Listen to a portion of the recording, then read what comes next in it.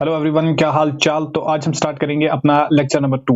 Lecture number 1 में इससे पहले जो हमने सेशन लिया है उसमें हमने टॉप 10 कॉन्सेप्ट्स को डिस्कस किया है along with the important questions from those concepts out of the 30 total concepts, right. तो इसमें हम नेक्स्ट 10 कॉन्सेप्ट्स को यहाँ पर रिवाइज करेंगे एंड उसके साथ साथ उनसे उनके रिलेटेड जो पर्टिकुलर सिलेक्टेड क्वेश्चंस होंगे उनको भी हम यहाँ पर डिस्कस करेंगे, ठीक है।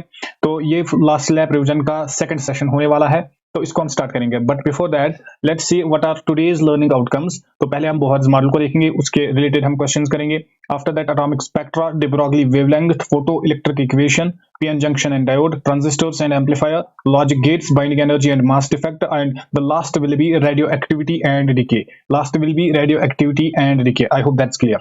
तो चलिए हम स्टार्ट करेंगे आज का सेशन। But before that I as usual I want you to smash the subscribe button down there. इसके अलावा वीडियो को लाइक भी जरूर करना। आफ्टर दैट आप टेलीग्राम ग्रुप को भी ज्वाइन कर सकते हो, where you can ask any doubt regarding your exams. तो टेलीग्राम ग्रुप की लिंक भी आपको डिस्क्रिप्शन में मिल जाएगी। Do join this group as well. चलिए अब स्टार्ट करेंगे हम पहला कॉन्सेप्ट। तो पहला कॉन्सेप्ट जो है that's about Bohr's model, that's about Bohr's model. और यहाँ पर आपको क्या रिमेंबर करना है, यहाँ पर आपको कुछ पोस्टुलेट्स याद रखनी है, कुछ important formulas, standard formulas I would से याद रखनी है। एंड आफ्टर दैट थोड़ी सी यहाँ पर मैं ड्रॉबैक्स भी बताऊंगा behind the failure of this Bohr's model, right. उसको भी आपको रिमेंबर करना है ताकि थ्योरेटिकल क्वेश्चन अगर बनेगा तो वो भी हमारा सॉल्व हो जाएगा, ठीक है। The first point that I want you to remember over here is that Bohr's model जो होता है, जो बोहर्स मॉडल है, this is valid for only single electron species. Like मैं यहाँ पर एग्जांपल लूंगा हाइड्रोजन एटम की, ठीक है। लाइक मैं यहाँ पर एग्जांपल लूंगा हाइड्रोजन की, ठीक है, या जो भी हमारे पास हाइड्रोजन के जैसा होगा तो उसके लिए ये वैलिड होगा। Point number one. Point number two Bohr ने क्या बताया, जो स्टेबल ऑर्बिट्स होते हैं उनके पास जो एनर्जी होती है वो होती है fixed. You can not have any random value of energy, they have fixed energy. This is point number two. Point number three जो मैं आपको यहां पर बताऊंगा, point number three is that जो इलेक्ट्रिक फोर्स होता है, मैं बोलूंगा जो इलेक्ट्रिक फोर्स होता है इन एन एटम, इलेक्ट्रिक फोर्स जो होता है, it provides the necessary centripetal acceleration. This is responsible for the centripetal acceleration. That's why we write के द फोर्स, पहले हम लिखेंगे फोर्स को, that which is responsible for the centripetal acceleration. That's why we write के, this is G E square divided by this is R square, ये है force, and this will be equal to M V square upon R. This will be equal to mv square upon r. This will be equal to mv square upon r. This is the centripetal acceleration. Is that clear? Everybody with me till there? After that हम क्या बोलेंगे, हम यहाँ पर next thing में जो आपको बोलूंगा that is about angular momentum. That's about angular momentum. What's angular momentum? Angular momentum की फॉर्मूला आपको यहाँ पर जो याद रखनी है, that's L, that's given by L is equal to integral multiple of h upon 2 pi, NH upon 2 pi. ये बात भी क्लियर है। व्हाट्स दिस L को हम फर्दर ब्रेक कर सकते हैं, इसको हम लिख सकते हैं m, that's mass multiplied by the velocity multiplied by the radius, mvr, and this will be equal to nh upon 2 pi. This will be equal to nh upon 2 pi. After that, the very important thing is that, for example, when an electron jumps from high energy to low energy, this is high energy, and here it is low energy. When an electron jumps from high energy to low energy, it emits photons. याद रखना, it emits photons, और मैं यहाँ पर लिखूंगा photon is released at that point, right, at that situation. इसी तरीके से इसका अपोजिट भी ट्रू हो जाएगा।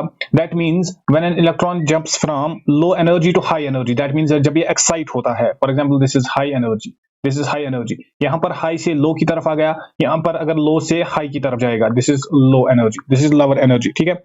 जब भी एक इलेक्ट्रॉन लोअर एनर्जी से हायर एनर्जी की तरफ जाएगा तो ये एब्जॉर्ब करता है फोटोन को, याद रखना। यहाँ पर फोटोन जो है दैट विल बी एब्जॉर्ब्ड। और सिमिलरली हम यहाँ पर एनर्जी को लिख सकते हैं, the energy difference in the orbits. Like अगर मैं बोलूंगा यहाँ पर एनर्जी थी E1 और यहाँ पर एनर्जी थी E2, और मैं बोलूंगा यहाँ पर अगर एनर्जी थी E1 और यहाँ पर एनर्जी थी E2, तो इसी को मैं बोलूंगा delta E, basically E2 minus E1, final minus initial, right. E of orbits, this will be equal to the energy of photon. That's emitted, or in case that is absorbed, So this was about Bohr's model. After that, there are certain standard formulas that you also need to remember. What are those certain standard formulas? यहाँ पर आपको याद रखना है radius. यहाँ पर आपको याद रखना है रेडियस के बारे में, ठीक है। Radius of electronic orbit, radius of electronic orbit, जो इलेक्ट्रॉन रिवॉल्व करता है अराउंड द न्यूक्लियस, उसका जो ऑर्बिट होता है उसका रेडियस क्या होता है। Radius is given by r naught, this is n square upon z angstroms में, ठीक है। तो आर नॉट की वैल्यू होती है 0.53, तो मैं बोलूंगा जो रेडियस होती है 0.53, ये आप डायरेक्टली रिमेंबर कीजिएगा। रेडियस की फॉर्मूला यहां पर बन जाएगी 0.53 multiplied by n square divided by the z, that's the atomic number. ये एंगस्ट्रॉम्स में अगर हम बात करेंगे, ठीक है, ये एंगस्ट्रॉम्स में अगर हम बात करेंगे। After that this was about radius. इसके बाद यहां पर वेलोसिटी के बारे में आपको याद रखना है। What's velocity of electron, velocity of electron क्या होती है, वेलोसिटी ऑफ इलेक्ट्रॉन v जो होता है that is directly proportional to z upon n। In the similar way यहां पर आप याद रख सकते हो जो radius is directly proportional to n square divided by z। यहां से क्वेश्चन फ्रेम हो जाएगा। इन द सिमिलर वे जो वेलोसिटी है that is directly proportional to z and inversely proportional to the n, ये भी यहां पर इंपॉर्टेंट हो जाएगा। अगर हम एनर्जी की बात करेंगे तो जो एनर्जी होगी, energy will B total energy, ठीक है। और टोटल एनर्जी हमारे पास क्या होती है, kinetic energy plus potential energy. Kinetic energy को मैं K से रिप्रेजेंट करूंगा एंड पोटेंशियल एनर्जी को मैं U से रिप्रेजेंट करूंगा, ठीक है।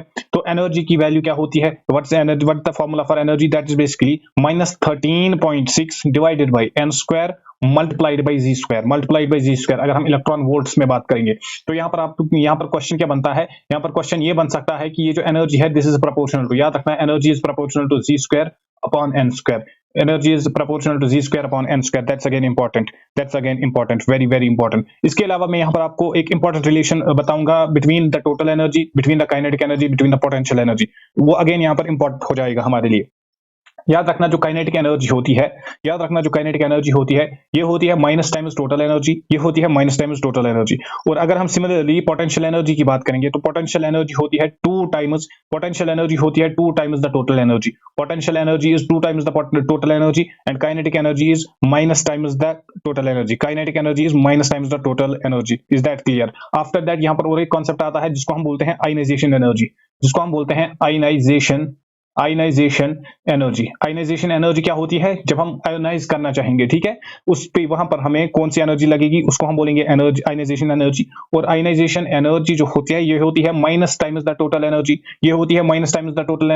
दैट मींस यहां पर जो टोटल एनर्जी है इसको मैं माइनस साइन जब लगाऊंगा तो this will be equal to 13.6 divided by n square multiplied by g square. This is again very very important. ये भी यहां पर अगर हम इलेक्ट्रॉन वोल्ट्स में बात करेंगे। अब यहां पर एक बात है कि जो बोहर है वो भी परफेक्ट नहीं था, वो भी सक्सेसफुल नहीं था, ठीक है, तो उसके भी कुछ ड्रॉबैक्स थे, ठीक है। अब यहाँ पर कुछ लिमिटेशंस मैं आपको बताऊंगा, इनको भी आप याद रखिएगा। Limitations, what were the limitations, there were many limitations, लेकिन मैं आपको यहाँ पर एक दो बताऊंगा।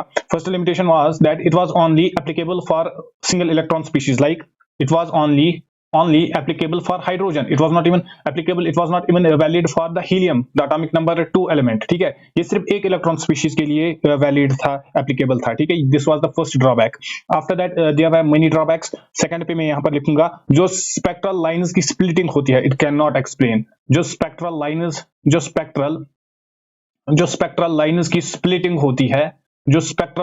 स्प्लिटिंग होती है ये उसको भी एक्सप्लेन नहीं कर पाया। आफ्टर दैट ये ऑर्बिटल एनर्जी को भी, ऑर्बिटल एनर्जी और मैं बोलूंगा ऑर्बिटल स्टेबिलिटी को भी ये एक्सप्लेन नहीं कर पाया। तो इसको हमने क्या किया, इसको हमने यहाँ पर ये इसके ड्रॉबैक्स थे, ठीक है, तो इसको हमने क्या किया, इसको हमने कैंसल कर दिया। ये जो वाला मॉडल ऑफ एटम था तो ये यहाँ पर कैंसल हो गया, ठीक है। तो अब हम क्वेश्चंस करेंगे, let's do some questions. Question number 1 says let T1 and T2 be the energies of an electron in the first and the second excited states of hydrogen atom respectively according to Bohr's model of an atom, the ratio of T1 divided by T2।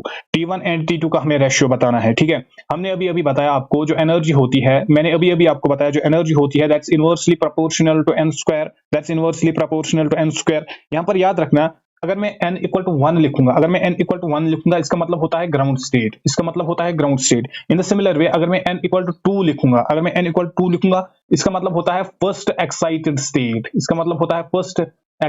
State, in the similar way अगर मैं n equal to 3 लिखूंगा, this will B second excited state. Money people get confused over here, यहाँ पर इसको मैं लिखूंगा second excited state. Is that clear? अब यहाँ पर क्वेश्चंस पे आ जाइए। क्वेश्चन बताता है when the electron is in first and second excited state, that means पहले ये n इक्वल टू 2 में था और n इक्वल टू 3 में था। हमें बताना है कि एनर्जी का यहाँ पर रेशियो क्या होगा। तो मैं बोलूंगा T1 upon T2, T1 upon T2 will be equal to N2 upon N1 का whole square, N2 upon N1 का whole square, that will be equal to 3 upon 2 का होल स्क्वायर, और मैं इसको लिख सकता हूँ 9 upon 4। Hence the ratio will be 9 upon 4. Hence the ratio will be 9:4. That means option number A should be the right answer. This was asked in NEET 2022. See how what type of questions are asked basically in a NEET, right? So this was asked in NEET 2022 in the recent year, right? तो यहाँ पर answer हो जाएगा हमारा option number 1। Next is NEET 2020 question. इसमें क्या बताया गया है, for which one of the following Bohr's model is not valid. इनमें से बोहर्स मॉडल जो है ये किसके लिए वैलिड नहीं है, ये किसके लिए वैलिड नहीं है। अब अंडरस्टैंड करना यहाँ पर इंपॉर्टेंट है। यहां पर आपको अंडरस्टैंड क्या करना है, जो ड्यूट्रॉन होता है ये आइसोटोप होता है हाइड्रोजन का, ठीक है, तो इसमें भी होगा। लेकिन यहां पर देखो सिंगली आयोनाइज्ड नियॉन एटम, ये जो नियॉन एटम है, नियॉन एटम जो है इसको अगर हम सिंगली आयोनाइज करेंगे, दैट मींस एक इलेक्ट्रॉन हम इससे बाहर निकालेंगे, तो क्या ये सिंगल इलेक्ट्रॉन स्पीशीज रहेगी? नो। ये अगेन क्या है यहाँ पर मल्टीपल, ये अगेन यहाँ पर है मल्टीपल इलेक्ट्रॉन स्पीशीज, ये अगेन यहाँ पर है multiple electron species. Hence the answer should be option number B. Hence the answer should be option number B. Is that clear? Is that clear? Everybody with me? After that next question पे आ जाइए। That was asked in NEET 2019। It says the total energy of an electron in an atom in an orbit is minus, total energy की बात हो रही है, that means E की value यहां पर है minus times 3.4 electron volts. It's kinetic energy and potential energy. Just now मैंने आपको यहां पर एक इंपॉर्टेंट फार्मूला बताई, मैंने आपको बताया जो काइनेटिक एनर्जी होती है वो होती है minus times the total energy, and जो पोटेंशियल एनर्जी होती है ये होती है 2 टाइम्स द टोटल एनर्जी, ये होती है 2 times the total energy. That means मैं यहां पर काइनेटिक एनर्जी को लिख सकता हूं, kinetic energy will B minus times minus 3.4 electron volts, minus minus will be plus, that means 3.4, that means kinetic energy should be 3.4। And what should be the potential energy? Potential energy को मैं represent करूंगा you से, and it should B 2 multiplied by the total energy. What is total energy? That's minus times 3.4 electron volts. That means minus times this will be 8, this will be 6, minus times 6.8. That means 3.4 and minus 6.8 electron volts. Hence the answer should be option number D. Hence the answer should be option number D. Is that clear? Everybody with me till here? After that जो second concept है that's atomic spectra. After that जो second concept है that's atomic spectra. Atomic spectra में आपको क्या याद रखना है जो मैंने अभी आपको बताया। फॉर एग्जाम्पल जब एक इलेक्ट्रॉन लोअर एनर्जी से हायर एनर्जी की तरफ जाएगा, जब एक इलेक्ट्रॉन लोअर एनर्जी से हायर एनर्जी की तरफ जाएगा, जब एक इलेक्ट्रॉन लोअर एनर्जी से हायर एनर्जी की तरफ जाएगा, इसको हम बोलते हैं एक्साइटेड स्टेट, इसको हम बोलते हैं एक्साइटेड स्टेट, एक्साइटेड, इसको हम बोलेंगे excited state. And in that case जो फोटोन होता है that's basically absorbed, the photon is basically absorbed. That's point number 1।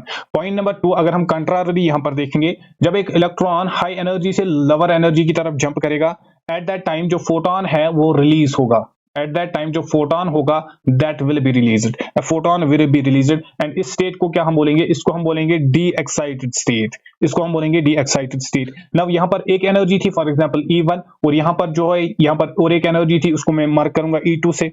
In the similar वे मैं इस केस में भी बोल सकता हूं, यहां पर फॉर एग्जांपल एनर्जी थी E1 और यहां पर जो फाइनल एनर्जी थी वो थी E2। तो अगर मुझे एनर्जी ऑफ ऑर्बिट यहां पर फाइंड आउट करनी होगी, that will be E2 minus E1, that will be E2 minus E1 of that orbit, and ये होगी एनर्जी ऑफ फोटोन के equal to, this will be equal to energy of photon, this will be equal to energy of photon. और इसी को मैं लिख सकता हूं H multiplied by F, where F is the frequency and H is the Planck's constant. और इसी को मैं लिख सकता हूं H, एंड फ्रीक्वेंसी के इंस्टेड में यहां पर लिखूंगा C upon lambda, and frequency के इंस्टेड में यहां पर लिखूंगा C upon lambda. I hope that's clear, I hope that's clear. Now इस लैम्बडा को फाइंड आउट करने के लिए यहां पर हमारे पास फार्मूला है, इस लैम्बडा को फाइंड आउट करने के लिए यहां पर हमारे पास फार्मूला है, और वो फार्मूला क्या है? That's 1 upon lambda. 1 upon lambda जो होता है ये होता है R, ये होता है R multiplied by Z square multiplied by 1 upon N1 square minus 1 upon N2 का स्क्वायर, 1 upon N1 का स्क्वायर माइनस 1 upon N2 का square, where N1 is the first energy level and N2 जो है ये second energy level है, और we can say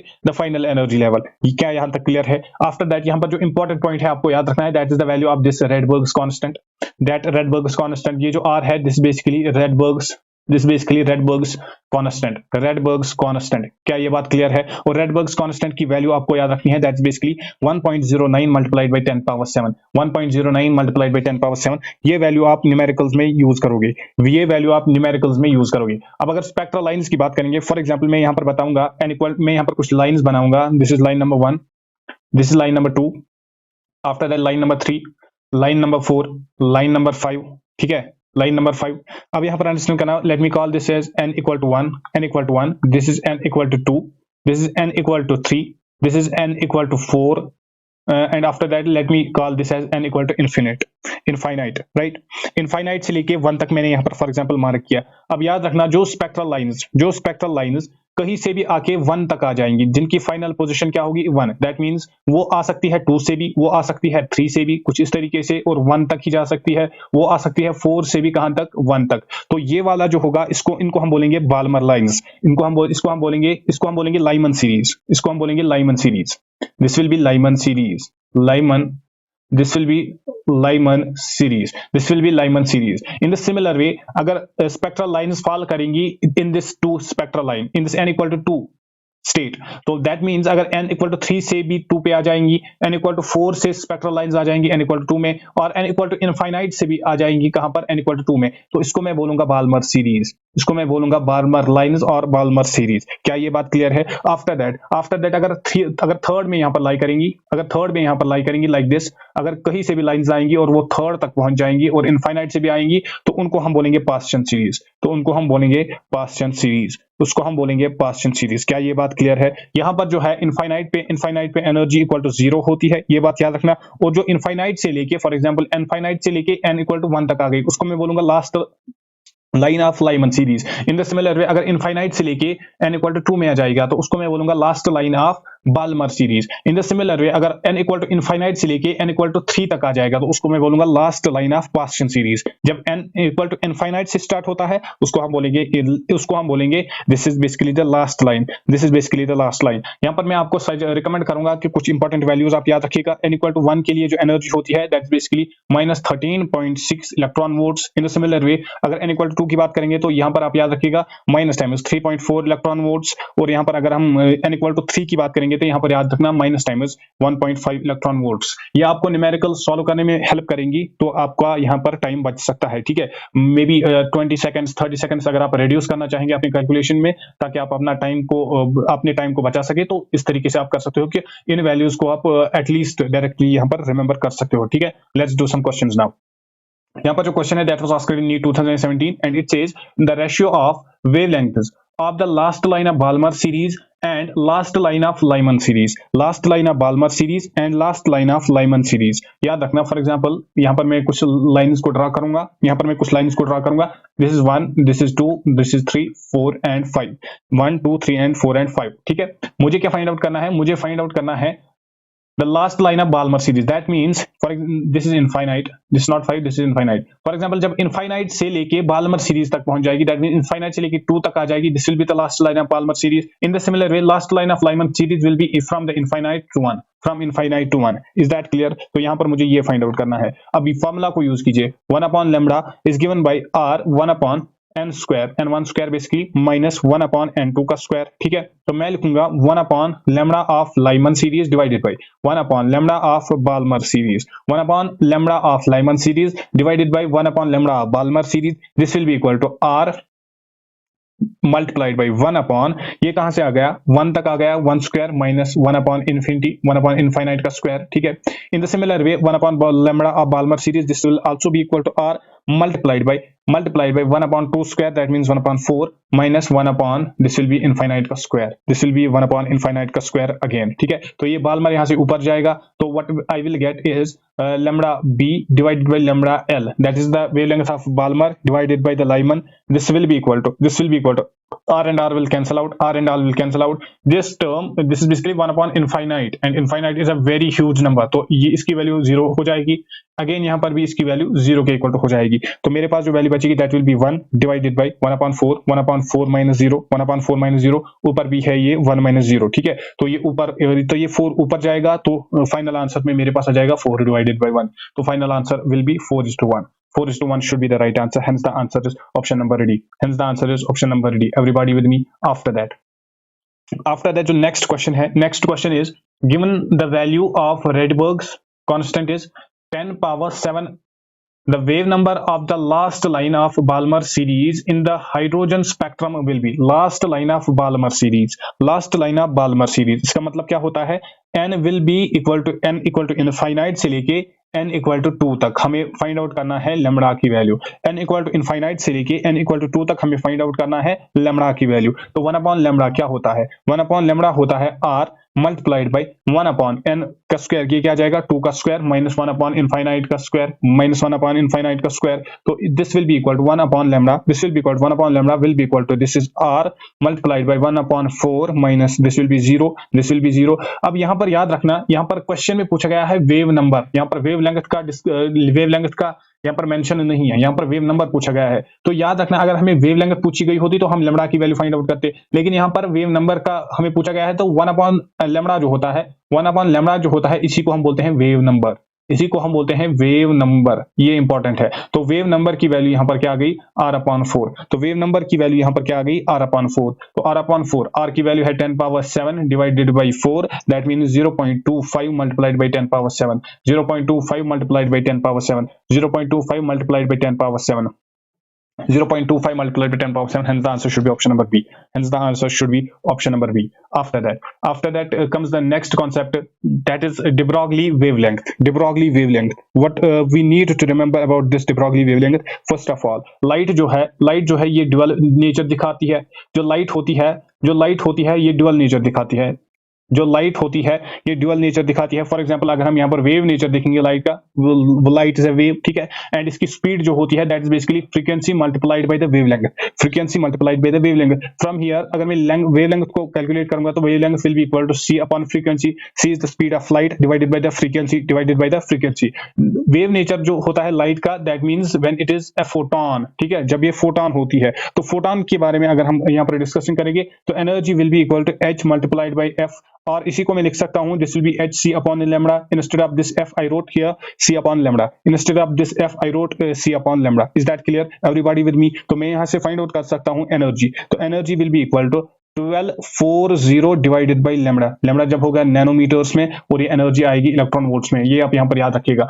आप यहां पर h की वैल्यू भी डाल सकते हो, that the Planck's constant 6 multiplied by 10 power 34। In the similar way speed of light c 3 multiplied by 10 power 8, ये वैल्यू आप डाल सकते हो, तो अप्रोक्सीमेटली आपकी वैल्यू आ जाएगी 1240, ठीक है, नैनोमीटर्स में जब हम बात करेंगे। तो ये आपके लिए इंपॉर्टेंट है, ये आप याद रखिएगा, ये आप याद रखिएगा। और अगर मैं एंगस्ट्रॉम्स में बात करूंगा, तो एट दैट टाइम hc की वैल्यू आप क्या लोगे, एट दैट टाइम hc की वैल्यू आप लोगे 1 to 4, यहां पर हमने एक जीरो लगाया और यहां पर हम 2 zeros लगाएंगे, divided by lambda, this will be in angstroms, when the lambda will be in angstroms, this will also be the energy, यहां पर हमने नैनोमीटर्स में फाइंड आउट किया और यहां पर हमने एंगस्ट्रॉम्स में फाइंड आउट किया। क्या यहां तक क्लियर है? अब अगर हम पार्टिकल नेचर ऑफ लाइट देखेंगे, तो इसके पास मास होता है, ठीक है, इसके पास मास होता है और मैं बोलूंगा it will act as a matter, it will be a matter, right. तो इसके पास मास भी होता है और वेलोसिटी भी होगी, मास भी होगी और वेलोसिटी भी होगी। तो एट दैट टाइम इसके साथ एसोसिएटेड होगी एक वेवलेंथ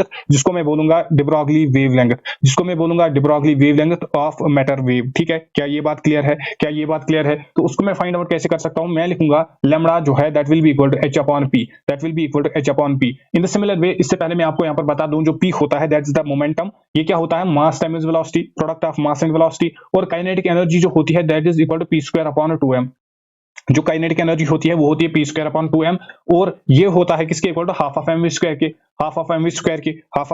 के। तो from this equation I can write जो p होता है, जो मोमेंटम होता है, ये होता है रूट ऑफ 2m के, ये किसके इक्वल टू होता है, रूट ऑफ 2m के। Is that clear? क्या यहां तक क्लियर है? अब यहां पर आ जाइए, जो लैम्डा की वैल्यू मैंने आपको अभी बताई वो होता है h अपॉन p, तो मैं लिख सकता हूं h अपॉन p के इंस्टेड में यहां पर लिखूंगा रूट ऑफ 2m के, I am going to write 2m के। Is that clear? तो इस तरीके से मैं लैम्डा यहां पर, और मैं बोल सकता हूं de Broglie वेवलेंथ को फाइंड आउट कर सकता हूं, इस तरीके से मैं de Broglie वेवलेंथ को यहां पर फाइंड आउट कर सकता हूं। क्या ये बात क्लियर है? अब अंडरस्टैंड कीजिए, whenever a particle is accelerated through a potential difference, for example delta v में यहां पर रिप्रेजेंट करूंगा, ठीक है।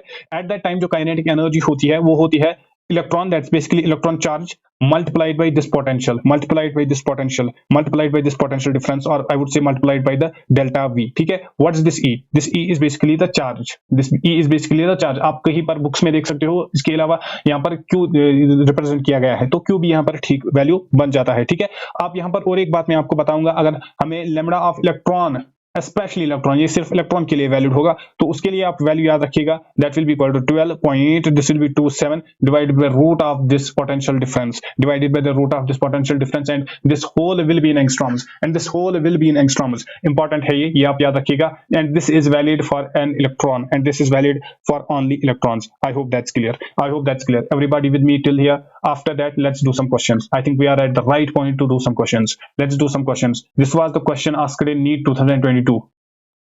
A question asked in NEET 2022. The question says the de Broglie wavelength of a neutron at 27 degrees centigrade is lambda.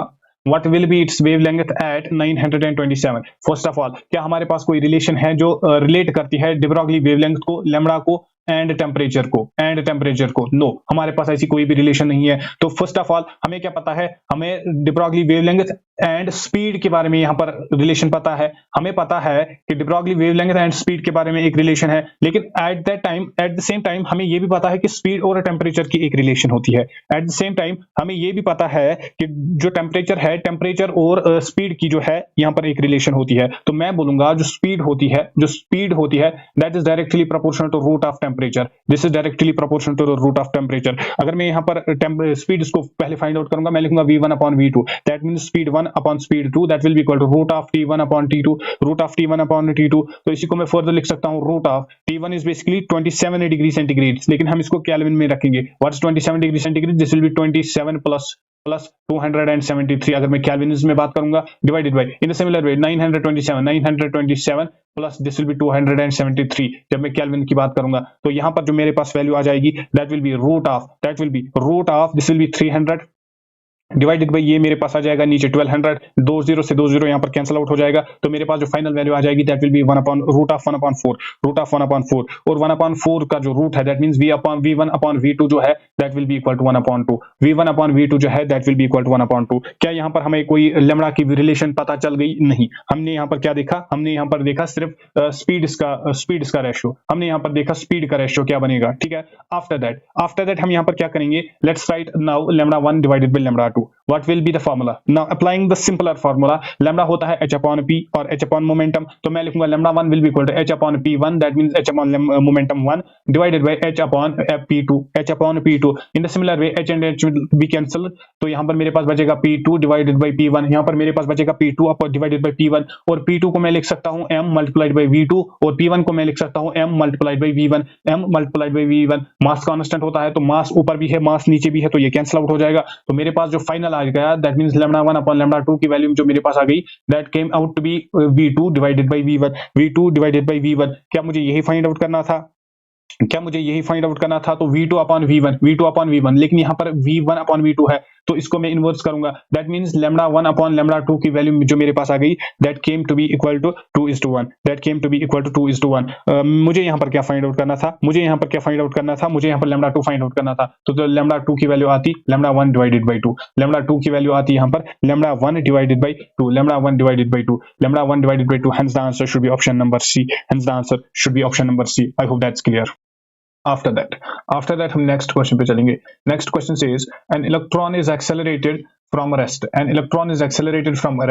through a potential difference of v volts if the de Broglie wavelength of the electron is 1.227 multiplied by 10 power minus 2 nanometers, then the potential difference is, हमें यहाँ पर potential difference को find out करना है। अभी just now मैंने यहाँ पर आपको एक formula बताई थी, lambda of electron, lambda that's valid for the electrons only, that was given by 12.27 angstroms में अगर हम बात करेंगे divided by the root of this potential difference।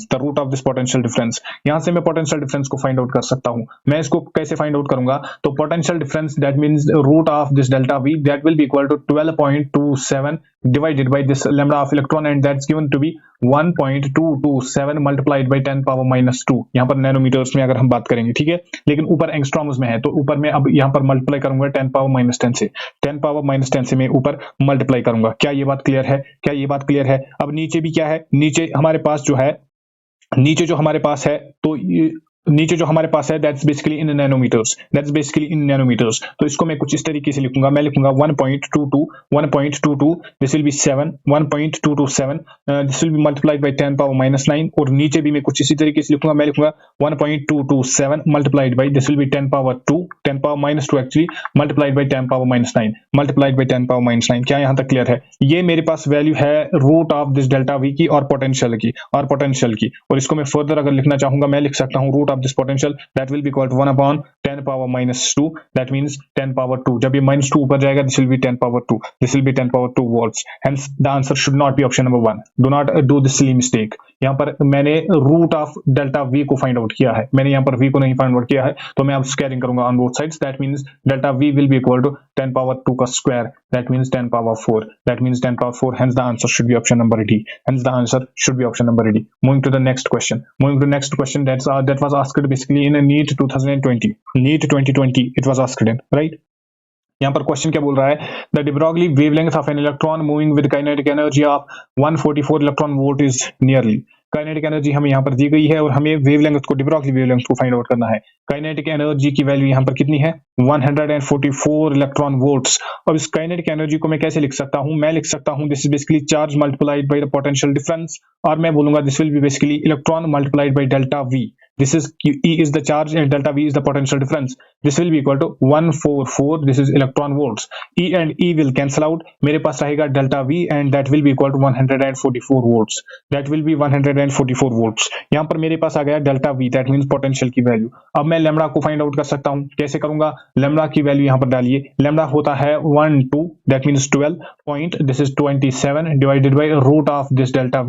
Root of this delta V in angstroms. अगर हम angstroms में बात करेंगे तो that will be equal to that will be 12.27 multiplied by angstroms में है तो इसको मैं मल्टीप्लाई करूंगा 10 पावर -10 से divided by root of delta V and delta V की वैल्यू यहाँ पर है 144 और ये रूट ऑफ 144 जो है ये एज 12 बाहर निकलेगा तो इसको मैं फर्दर यहाँ पर लिख सकता हूँ this will B 2.27 multiplied by 10 power -10 divided by ये यहाँ पर 12 बाहर आ जाएगा, अब यहाँ पर मैं अप्रोक्सीमेशंस में काम दूंगा तो इसको मैं कैसे लिख सकता हूँ? इसको मैं लिख सकता हूँ 1.2 multiplied by 10 power -10 divided by 1.2 multiplied by 10 power -10। ठीक है, ये 12 जो है बेसिकली 12 और ये जो 12 है 12 1s are this will be 12 1s are 1.2 that means 1 के इक्वल टू आ जाएगा ऊपर। that will be equal, the final answer will be equal to 1.2 multiplied by 10 power -10 और इसको मैं फर्दर लिख सकता हूँ 102 multiplied by 10 power -2 multiplied by 10 power -10। तो इसी को अगर हम फर्दर सिंपलीफाई करेंगे this will be approximately equal to 102 multiplied by this will be 10 power -3 multiplied by 10 power -9 एक जीरो मैंने यहाँ से लिया। ठीक है, तो ये आ जाएगा 1.02 multiplied by 10 power -3। अगर मैं नैनोमीटर्स में बात करूंगा दैट्स व्हाई मैंने यहाँ पर -9 को लिया। ठीक है, तो 1.102 multiplied by 10 power -3 102 multiplied by 10 power -3 1.102 multiplied by 10 power -3 in nanometers यहाँ पर बात हो रही है। Hence the answer should be option number A। After that हम आते हैं अपने नेक्स्ट कॉन्सेप्ट पे, दैट्स फोटो इलेक्ट्रिक इक्वेशन। ये बहुत ही ज्यादा इंपॉर्टेंट इक्वेशन है। ठीक है, अब अंडरस्टैंड करना। फॉर एग्जांपल हमारे पास एक मेटल सरफेस है हमारे पास। Let me make a metal surface, this is a metal surface. ठीक है, अंडरस्टैंड करना,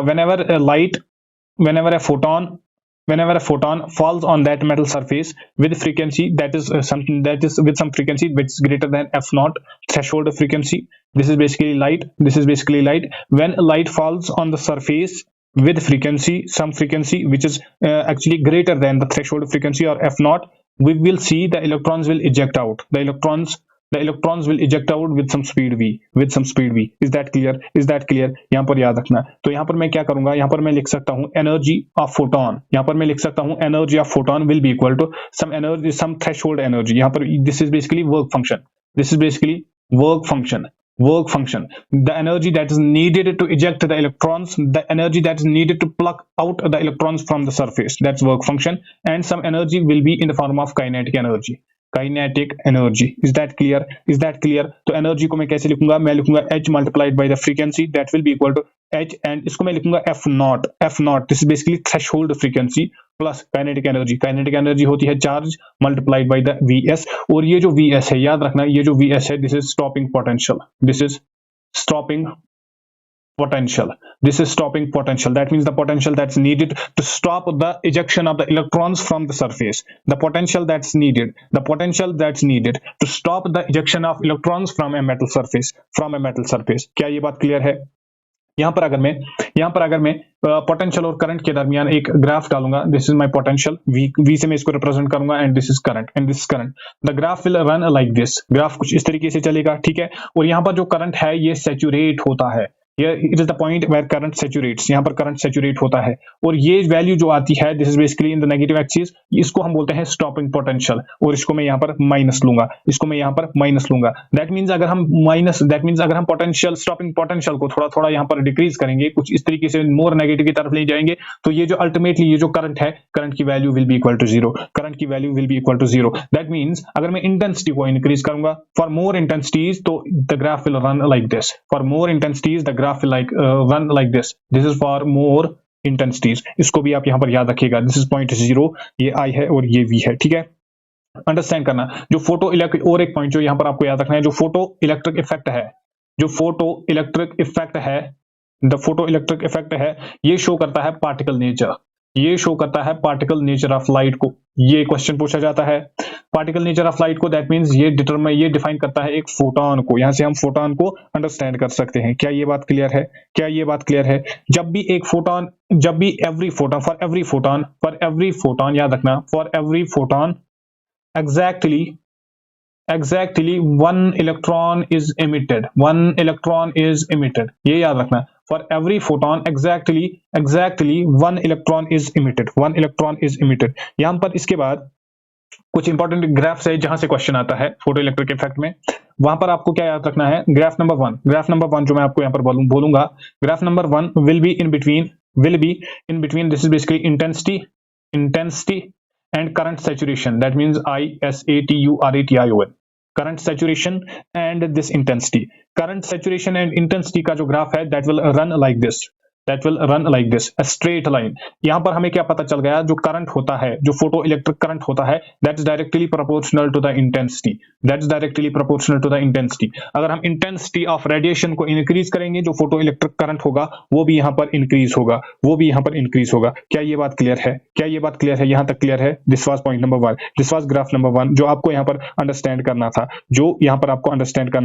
इसके बाद जो सेकंड ग्राफ में आपको बताऊंगा, second graph will be like this, and this graph will be in between frequency. This is frequency or energy. ये अगेन एक इंपॉर्टेंट ग्राफ है यहाँ पर.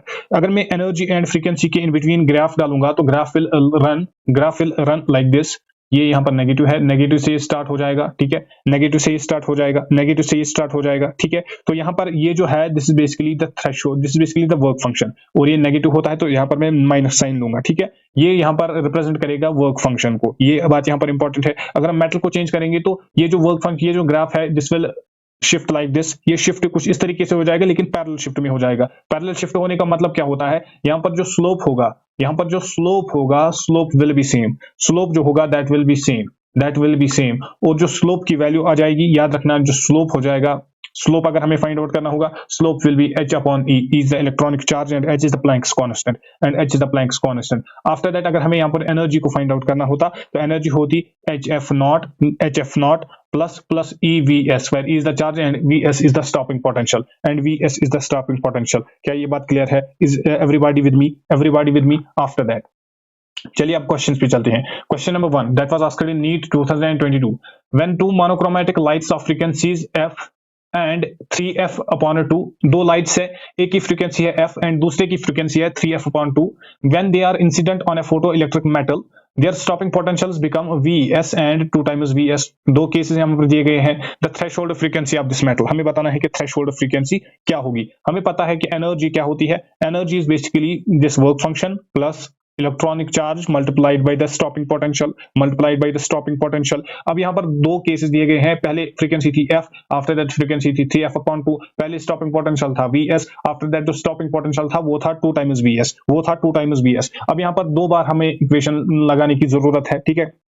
पहली बार मैं एनर्जी को क्या लिखूंगा? मैं लिखूंगा h multiplied by the frequency, that will be equal to hf naught plus this will be electronic charge multiplied by the stopping potential. Let me call this equation as equation number 1. Let me call this equation as equation number 1. After that जो second बार मैं यहाँ पर लगाऊंगा, मैं क्या करूंगा, मैं करूंगा h सेकंड के लिए मैं लगाऊंगा h, और f की वैल्यू क्या है 3f/2. This will be 3f/2. This will be 3f/2. That will be equal to h f naught की value, that means f naught की वैल्यू यहाँ पर सेम है, ठीक है, प्लस इलेक्ट्रॉन चार्ज वो हो गया E and Vs, stopping potential की वैल्यू सेकंड केस के लिए 2 टाइम्स Vs है, 2 टाइम्स Vs है. ये इक्वेशन नंबर सेकंड है, ये इक्वेशन नंबर सेकंड है. अब अंडरस्टैंड करना, मुझे ये स्टॉपिंग पोटेंशियल यहां पर नहीं चाहिए. दैट मींस मैं इस वाली इक्वेशन को मल्टीप्लाई करूंगा 2 से. जब मैं इसको मल्टीप्लाई करूंगा 2 से तो ये क्या बन जाएगा, this will B basically 2 times Hf, ये बन जाएगा 2 times Hf not plus 2 times electron volts electron multiplied by the stopping potential. ठीक है, ये बन गई मेरी अब इक्वेशन नंबर 1, ये बन गई अब मेरी इक्वेशन नंबर 1. अब मैं इक्वेशन नंबर 1 और इक्वेशन नंबर 2 को यहाँ पर सब्ट्रैक्शन करूंगा. अंडरस्टैंड करना, तो मेरे पास क्या बचेगा, मेरे पास कुछ इस तरीके से जो फाइनल आ जाएगा, that will B this 2hf, that means this 2hf. मैं इसको और एक कलर से लिखूंगा, दिस विल बी नो, ये वाला कलर मैं यहाँ पर यूज नहीं करूंगा, मैं यहाँ पर कलर को पहले चेंज करूंगा. ओके, तो ये बन जाएगा दिस विल बी 2hf, ठीक है, माइनस इसका क्या हो जाएगा 3 times hf/2, that means 3/2 times hf, and that will be equal to 2 times hf naught minus hf naught, और ये बन जाएगा प्लस 0. ये और ये यहाँ से कैंसिल आउट हो जाएगा, ये और ये यहाँ से कैंसिल आउट हो जाएगा. क्या ये बात क्लियर है? तो मेरे पास जो फाइनल वैल्यू आ जाएगी, that means 2hf minus 1.5hf, तो ये बन जाएगा 1.2hf, 1 divided by 2hf, 1 divided by 2hf, और आई वुड से 0.5hf, ठीक है, और इसकी वैल्यू आ जाएगी 2hf naught minus hf naught, that will be equal to hf naught, that will be equal to hf naught. तो यहाँ से h and h will cancel out. तो मेरे पास जो f/2 की वैल्यू है, that will be equal to f naught, and f naught I was supposed to find out. तो f नॉट की वैल्यू मेरे पास आ गई f/2. तो f नॉट की वैल्यू मेरे पास आ गई f/2. Hence the answer should be option number A. Hence the answer should be option number A. Clear है? After that next question पे चलिए. Next question is basically the question of NEET 2018 में question पूछा गया था. When the light of frequency 2V0, where V0 is the threshold frequency, is incident on the metal plate, the maximum velocity of the electron emitted is V1. Maximum electron maximum velocity जो थी, that was V1 in the first case. When the frequency of the incident radiation is increased, जब हमने incident radiation की frequency को increase किया to 5 times V0, ठीक है, the maximum velocity of the electron was V2. तो at that time जो maximum velocity थी वो क्या थी, V2. हमें बताना है कि ratio of maximum velocity of in the first case divided by the maximum velocity in the second case. Maximum velocity in first case divided by the maximum velocity in second case.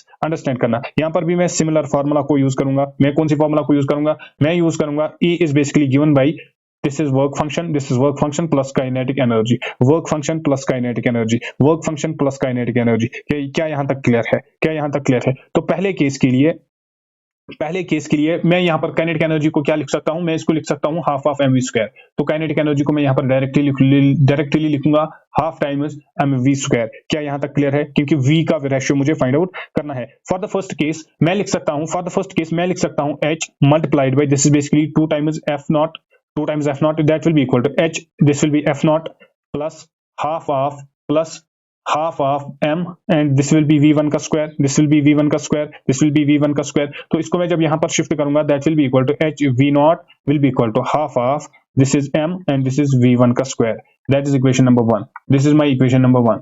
This is my equation number 1. क्या यहाँ तक clear है? क्या यहाँ तक clear है? After that मैं second equation कैसे बनाऊंगा? सेकंड इक्वेशन के लिए मैं अगेन सिमिलर फार्मूला को यूज करूंगा. तो मैं लिखूंगा h multiplied by this will be 5 times v naught और 5 times f naught, that will be equal to h times v naught plus half of m, this will be v2 का square, this will be v2 का square, this will be v2 का square. तो इसको मैं again यहाँ पर shift करूंगा तो मेरे पास आएगा 4 times h v naught will be equal to half of m v2 का स्क्वायर, v2 का स्क्वायर. ये बन जाएगी इक्वेशन नंबर 2, ये बन जाएगी इक्वेशन नंबर 2. अब अंडरस्टैंड करना, मैं यहाँ पर क्या करूंगा, मैं करूंगा divide equation number 1 by equation number 2. Divide equation number 1 by equation number 2. मेरे पास क्या आ जाएगा, ऊपर इक्वेशन नंबर 1 आ जाएगी, that means h v not divided by equation number 2, that is 4 times h v not divided by 4 times h v naught, this will be equal to यहाँ पर क्या है, half of M V one का square divided by half of M V two का square, half of M V का square divided by half of M two का square, half and half gone, M and M gone, यहाँ पर V naught and V naught यहाँ पर भी हो जाएगा, एच एंड एच भी यहाँ से कैंसिल आउट हो जाएगा। तो मेरे पास जो वैल्यू आ जाएगी that will be 1/4 will be equal to V one square divided by V two square, v1 square divided by v2 square will be equal to 1/4। तो अगर मैं रूट इस साइड ले जाऊंगा तो मेरे पास आ जाएगा दैट मींस v1/v2 की वैल्यू मेरे पास आ जाएगी root of 1/4, that's basically 1/2, that's basically 1/2। Hence the answer should be option number A, hence the answer should be option number A. क्या ये बात क्लियर है, क्या ये बात क्लियर है? आफ्टर दैट नेक्स्ट क्वेश्चन पे चलिए। नेक्स्ट क्वेश्चन जो है that is photons with energy 5 electron volts are incident on the cathode C. In the photoelectric cell, the maximum energy of the emitted photoelectrons is 2 electron volts. When the photons of energy 6 electron volts are incident on the cathode, no photoelectrons will reach the anode. ठीक है, reach the anode A.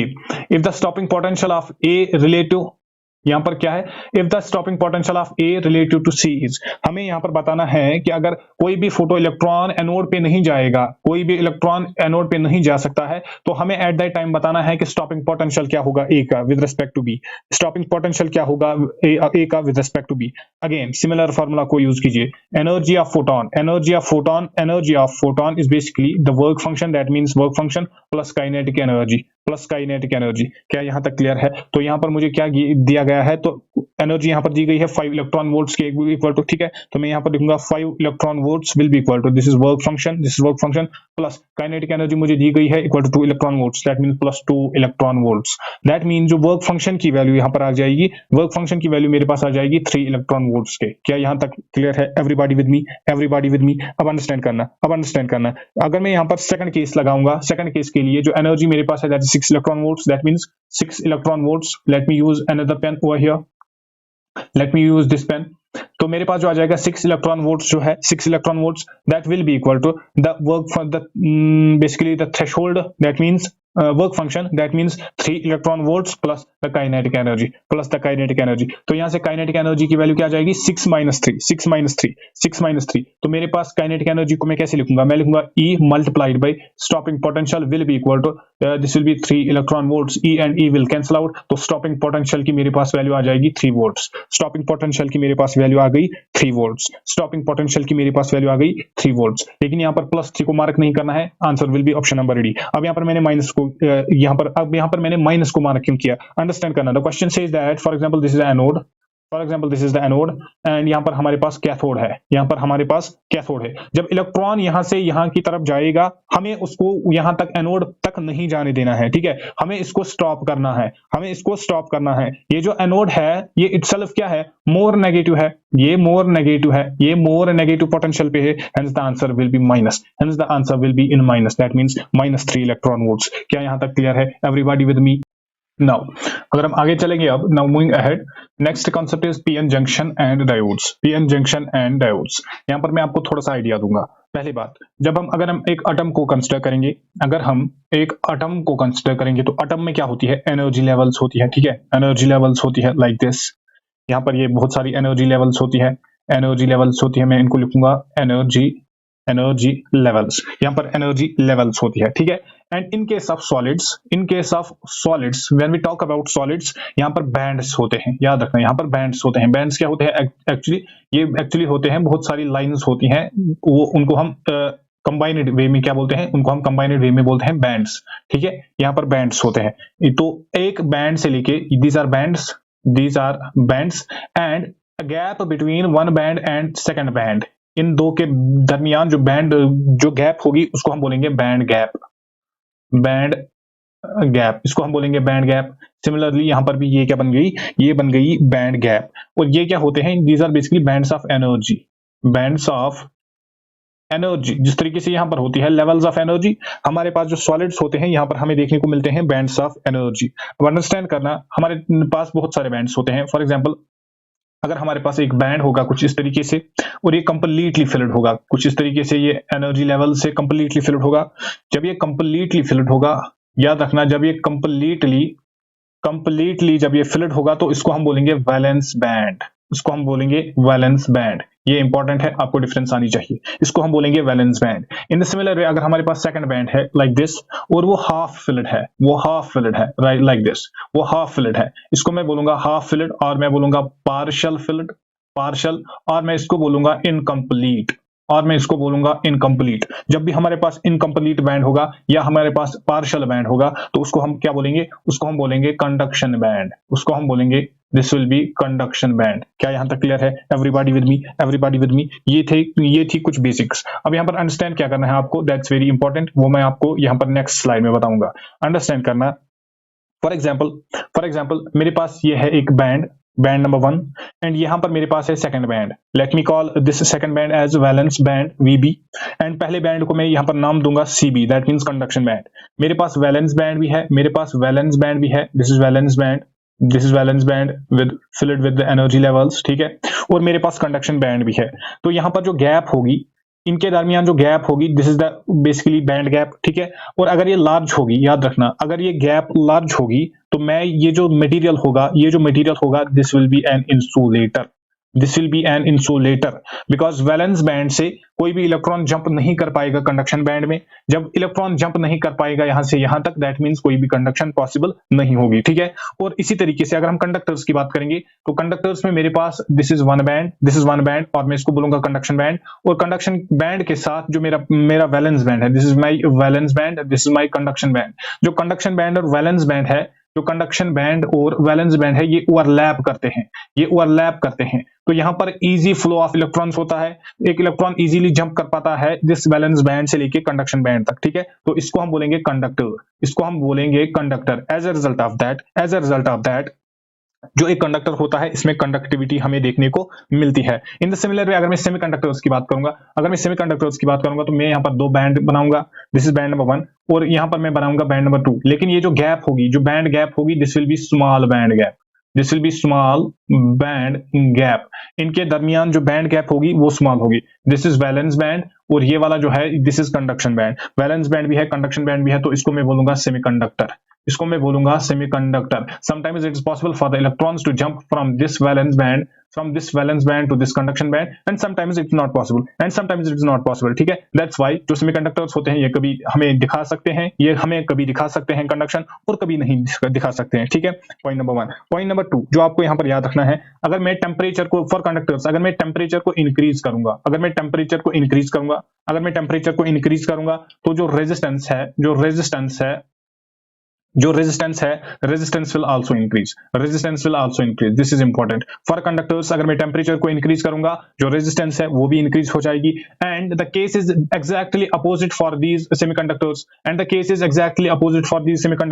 What happens when I increase the temperature. अगर मेरे पास temperature increase होगा तो as a result of that जो resistance होगी, resistance यहां पर डिक्रीज होगी, रेजिस्टेंस यहां पर डिक्रीज होगी। क्या ये बात क्लियर है? यहां पर अगर मैं कंडक्टर्स की बात करूंगा, मैं यहां पर ओम्स लॉ भी अप्लाई कर सकता हूं, ओम्स लॉ भी मैं यहां पर अप्लाई कर सकता हूं। ओम्स लॉ क्या बोलता है? That means V is directly proportional to I, and R जो है ये कांस्टेंट होता है, that means in case of conductors I can easily apply Ohm's law is also valid, I can easily apply Ohm's law, right? but in case of these semiconductors I cannot apply Ohm's law। यहां पर याद रखना जो V होता है, V is not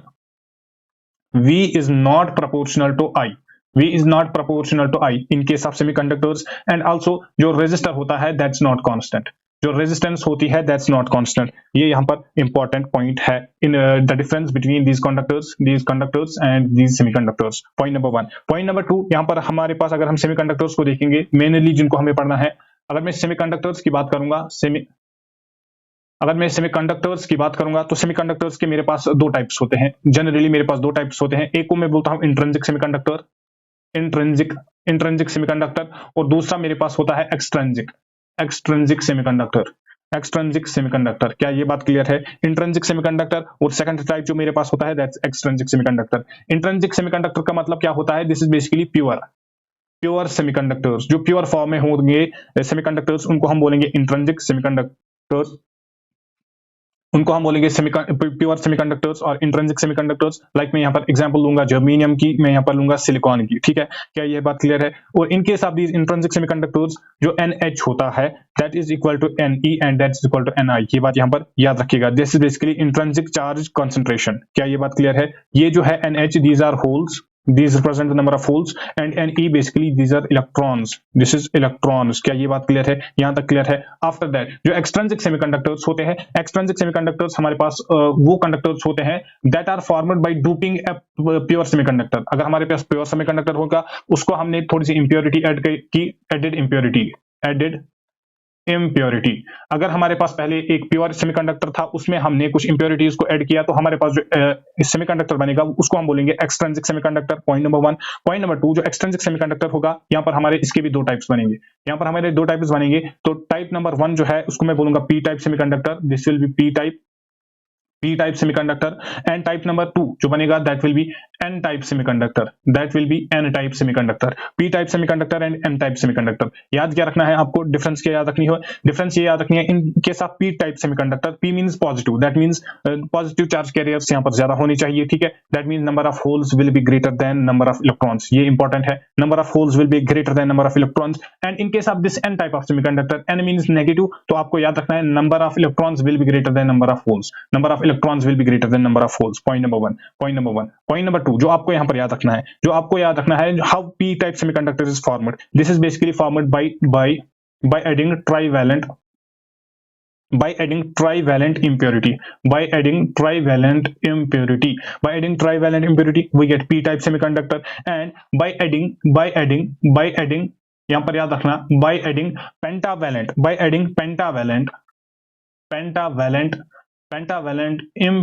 impurity, we get this N type semiconductor, and in case of P type semiconductors, number of holes dot Ne, that gives Ni ka square, in case of these P type semiconductors, NH is greater, very greater than these Ne, and in case of this N type semiconductor, again NH dot Ne gives Ni का square।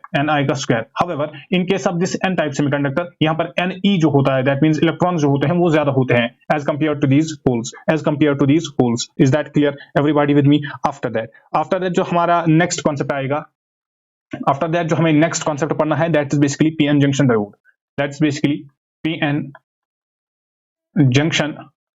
PN junction diode। क्या ये बात clear, यहां तक clear है? अब understand करना। For example मेरे पास कुछ इस तरीके से बनाऊंगा, ठीक है, ये मैं कुछ इस तरीके से लिखूंगा, यहाँ पर मेरा P है, दिस इज माई N, और यही मेरे पास बन गया ये जो डायोड है, इसको मैं बोलूंगा PN डायोड, ठीक है। अब अंडरस्टैंड करना, जो P होता है यहाँ पर पॉजिटिव चार्ज ज्यादा होता है, दैट मींस यहाँ पर होल्स होंगे H। हमारे इलेक्ट्रॉन्स भी यहाँ पर होंगे, लेकिन इलेक्ट्रॉन्स यहाँ पर बहुत ही कम होंगे। इन द सिमिलर वे ये जो N साइड होगा, N साइड में ज्यादा इलेक्ट्रॉन्स होंगे, इलेक्ट्रॉन। यहाँ पर होल्स भी होंगे लेकिन वो कम होंगे as compare to this P side. क्या ये बात क्लियर है? अब अंडरस्टैंड यहाँ पर आपको क्या करना है, अंडरस्टैंड आपको यहाँ पर ये करना है कि अगर ये जो E साइड, ये N साइड जो है, यहाँ पर इलेक्ट्रॉन्स ज्यादा है, तो इलेक्ट्रॉन्स यहाँ से जाएंगे कुछ इस साइड में, क्योंकि यहाँ पर पॉजिटिव चार्ज आ जाएगा, यहाँ पर नेगेटिव चार्ज आ जाएगा, तो नेगेटिव चार्ज पॉजिटिव चार्ज की तरफ जाएगा, एंड पॉजिटिव चार्ज जो है वो नेगेटिव चार्ज की तरफ जाएगा। तो ये इलेक्ट्रॉन्स जो है ये P साइड की तरफ जाएंगे। दैट मीन्स मैं कुछ इस तरीके से लिख सकता हूँ, this will be the diffusion of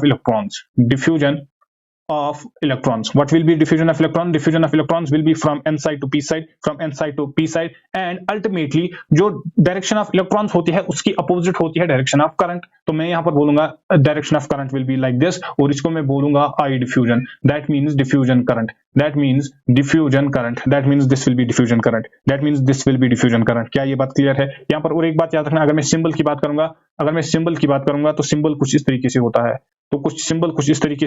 इस PN जंक्शन का जो सिंबल होता है वो कुछ इस तरीके से होता है, ठीक है। इसको भी आप यहाँ पर याद रखिएगा। नाउ यहाँ पर मैंने अभी एक्सटर्नल कोई भी बैटरी अप्लाई नहीं की है, कोई भी कनेक्ट नहीं की है, तो जब हमें यहाँ पर आई diffusion, that means diffusion current हमें जब देखने को मिला, जब हमें यहाँ पर डिफ्यूजन करंट देखने को मिला, तो हम क्या करेंगे, ये तो ओवरऑल बैलेंस होना चाहिए, ओवरऑल यहाँ पर करंट जीरो के इक्वल टू आना चाहिए, तो उसको बैलेंस करने के लिए यहाँ पर और एक करंट आता है, but the current direction of that current is exactly opposite to that of this positive current, this diffusion current, the current that arises over here, उसको हम बोलते हैं ड्रिफ्ट करंट, उसको मैं नाम दूंगा आई ड्रिफ्ट और ड्रिफ्ट करंट। और ड्रिफ्ट करंट जो होता है ये बैलेंस करता है इस डिफ्यूजन करंट को, एंड ओवरऑल जो हमारे पास जंक्शन होता है वो न्यूट्रल रहता है, ओवरऑल जो हमारे पास जंक्शन होता है वो न्यूट्रल रहता है। अब हमारे पास दो कॉम्बिनेशन बन सकती है जिस तरीके से हम इस P और N को कनेक्ट कर सकते हैं। For example this is P side and this is N side, this is P side and this is N side, और इनको हमने कनेक्ट किया एक बैटरी से, इनको हमने कनेक्ट किया एक बैटरी से। फॉर एग्जांपल मैंने इस P को पॉजिटिव से ज्वाइन किया और इस N को मैंने नेगेटिव से ज्वाइन किया,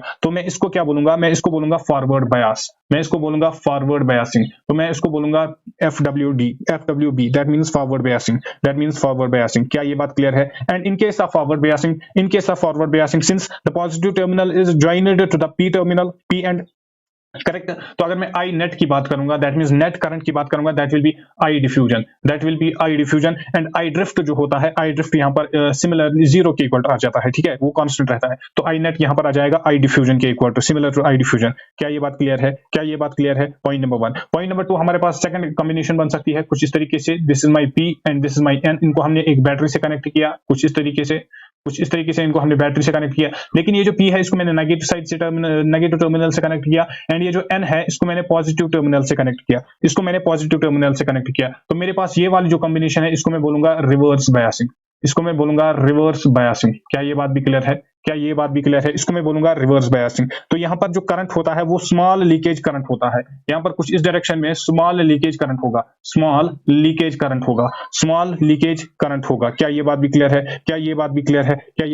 यहाँ पर स्मॉल लीकेज करंट होगा, ठीक है, ये बात भी। आफ्टर दैट जो इंपॉर्टेंट है इनमें से उसको हम बोलते हैं VI कैरेक्टर्स, ठीक है, वो मैं आपको यहाँ पर बताऊंगा। The graph between V and I, for example this is my V, कुछ इस तरीके से मैं यहाँ पर ग्राफ को डालूंगा, this is my V, and इस तरीके से मैं यहाँ पर रिप्रेजेंट करूंगा I को, दैट मींस यहाँ से मैं रिप्रेजेंट करूंगा करंट को, ठीक है। फॉर यहाँ से जो रिप्रेजेंट हो जाएगा मेरा, this will B forward biasing, and left side में जो रहेगा that will be reverse biasing, ठीक है, that will be reverse biasing. और अगर मैं इस ग्राफ की बात करूंगा तो graph will run like this, ये पहले कुछ इस तरीके से चलेगा और फिर ये कुछ इस तरीके से मूव करेगा, तो ये यहाँ पर नॉन लीनियर ग्राफ आता है, ठीक है, यहाँ तक क्लियर है? नॉन लीनियर ग्राफ आता है बेसिकली।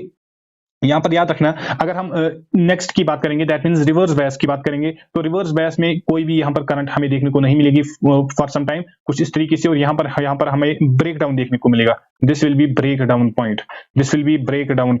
ये जो है ये बेसिकली वेरी वेरी स्मॉल होता है, ठीक है, ये बेसिकली वेरी वेरी स्मॉल है, और इसको मैं बोलूंगा ये यहाँ पर नेग्लिजिबल होता है, ठीक है। ये नॉन लीनियर क्यों होता है? यहाँ पर याद रखना, यहाँ पर अगर हम V की बात करेंगे तो V is not proportional to I, Ohm's law को हम यहाँ पर अप्लाई नहीं कर सकते हैं, और मैं यहाँ पर बोलूंगा R इज नॉट कांस्टेंट, जो R होता है ये कांस्टेंट नहीं होता है। यहाँ पर बहुत सारे डायोड्स होते हैं हमारे पास, उनको कुछ आपको याद रखने हैं, क्योंकि कभी कभी हमारे पास क्वेश्चन वाई से भी फ्रेम हो सकते हैं बेस्ड ऑन द फिगर्स, ठीक है। यहाँ पर फॉर एग्जांपल मैं कुछ इस तरीके से बनाऊंगा, this will be like this, and इस तरीके से मैं यहाँ पर इमिशन दिखाऊंगा। जब मैं इमिशन दिखाऊंगा that means it emits the light, जब ये इमिट करेगा लाइट को तो इसको हम बोलेंगे LED। कुछ इस तरीके से आपको फिगर देखने को मिलेगी। इन द सिमिलर वे अगर मैं इसका अपोजिट बनाऊंगा, दैट मींस फिगर तो मैं लाइक दिस बनाऊंगा कुछ इस तरीके से, लेकिन यहाँ मैं एब्जॉर्प्शन दिखाऊंगा कुछ इस तरीके से एरोज के थ्रू, ठीक है, तो इसको मैं बोलूंगा photo diode, this will be my photo diode. And the third case and very very important case is that, अगर मैं कुछ इस तरीके से यहाँ पर फिगर बनाऊंगा, कुछ इस तरीके से मैं यहाँ पर फिगर बनाऊंगा, कुछ इस तरीके से, ठीक है, व्हाट विल बी दैट, इसको हम बोलते हैं जेनर डायोड, इसको मैं बोलूंगा जेनर डायोड, ठीक है। यहाँ पर आपको याद क्या रखना है, how these different diodes are used. अगर हम LED की बात करेंगे, that means light emitting diode की बात करेंगे, तो it is always used in forward bias, और अगर मैं यहाँ पर लाइट फोटो डायोड की बात करूंगा, this is used in reverse bias, in the similar way अगर मैं जेनर डायोड की बात करूंगा, this is also used in reverse bias, और इसको हम यूज करते हैं as voltage regulator, voltage, this is used as voltage regulation. Voltage regulation में हम इसको यूज करते हैं। क्या यहाँ तक क्लियर है? Is that clear? After that, I hope that's clear. Everybody with me? After that, let's do some questions. This was the question asked in NEET 2020. The increase in the width of the depletion region in the PN junction diode is due to. अगर increase हो जाएगी width, वो क्यों होती है? याद रखना, जब भी हम रिवर्स बायस देखते हैं, रिवर्स बायस में इंक्रीज होती है डिप्लीशन, इंक्रीज होती है डिप्लीशन रीजन की विड्थ, ठीक है। इन द सिमिलर वे अगर हम फॉरवर्ड बायस की बात करेंगे, फॉरवर्ड बायस में क्या होता है? डिक्रीज होती है डिप्लीशन रीजन की विड्थ, ठीक है। यहां पर क्या बताया गया है? इंक्रीज क्यों होती है? इंक्रीज होती है रिवर्स बायस में। Hence the answer should be option number D. Hence the answer should be option number D. After that next question पे चलिए। That was asked in NEET 2018 in a PN junction diode. एक PN junction diode में change in the temperature due to heating. In a PN junction diode change in temperature due to heating, ये किसको affect करेगा? Does not affect the resistance of the PN, गलत। Affects only reverse, no. Affects the overall VI characters of the PN junction diode. Hence the answer should be option number C. Hence the answer should be option number C. क्या यहाँ तक clear है? Everybody with me? After that in forward biasing of the PN junction, in forward biasing of the PN junction, forward biasing हम किसको बोलते हैं? जब P connected होता है पॉजिटिव से, जब पी होता है कनेक्टेड किससे? पॉजिटिव से। एंड जस्ट नाउ मैंने अभी आपको यहां पर क्या बताया? जब भी फॉरवर्ड बायस होता है, तो डिप्लीशन रीजन जो होता है ये नैरो होता है, और मैं बोल सकता हूं ये थिन होता है, ना कि थिक होता है। ये यहां पर थिन होगा। तो क्या कोई ऑप्शन मेरे पास है? The PN junction, the positive terminal of the battery is connected to the p side, ये करेक्ट है। and the depletion region becomes thin, और जो depletion region होता है ये यहाँ पर thin बन जाता है। everybody with me? क्या आपको यहाँ तक समझ में आ गया? आई होप आपको यहाँ तक समझ में आया होगा, ठीक है। After it, let's move to next concept, that's logic gates. इसमें हमें logic gates के अबाउट पढ़ना है। अब logic gates में हमें याद क्या रखना है? That's important. Logic gates में सबसे पहली जो चीज है जो हमें याद रखना है, that's basically representation. How different gates are represented, वो हमें यहाँ पर याद रखना है, ठीक है। सबसे पहले मैं आपको बताऊंगा, अगर मैं डिफरेंट गेट्स की आपको यहाँ पर रिप्रेजेंटेशन बताऊंगा, अगर मैं एंड गेट की बात करूंगा, सबसे पहले एंड गेट की बात करूंगा, तो एंड गेट को हम कुछ इस तरीके से रिप्रेजेंट करते हैं, लाइक। तो यहाँ पर अगर आप देखोगे, दिस इज लाइक डी, ये आपको डी की तरफ दिख रहा है ना, तो इसको आप मान के चलना है कि ये एंड गेट है, ठीक है। इसके बाद जो सेकंड टाइप ऑफ गेट होता है, दैट्स ऑर गेट, उसकी रिप्रेजेंटेशन आपको आनी चाहिए। यहाँ पर हमारे पास दीज आर द इनपुट्स, और यहाँ पर कुछ इस तरीके से होता है, कुछ एरो जैसा, ठीक है। तो इसको हम बोलेंगे ऑर गेट, क्लियर है ये वाला भी। आफ्टर दैट नेक्स्ट गेट आता है जिसको हम बोलते हैं नॉट गेट, याद रखना। नॉट गेट को हम रिप्रेजेंट कैसे करते हैं? सबसे पहले हम इस तरीके से एक ट्रायंगल बनाते हैं हम कुछ इस तरीके से। यहाँ पर हम इसको इनपुट रखते हैं, दिस इज द इनपुट, और इसके आगे जो है ये हम यहाँ पर लाइक जीरो लगाते हैं, ठीक है। इसको हम बोलते हैं not gate, this is basically not gate. ये यहाँ पर बन जाएगा इनपुट, और ये बन जाएगा output. This will be the output. Similarly ये दो जो है, these will be the inputs, ये इनपुट्स बन जाते हैं यहाँ पर, और ये जो है दिस विल बी आउटपुट। ये हमारा यहाँ पर क्या बन जाएगा? ये यहाँ पर बन जाएगा आउटपुट। सिमिलरली ये यहाँ पर है इनपुट, ये यहाँ पर इनपुट का काम करेगा, and this terminal, this will be the output.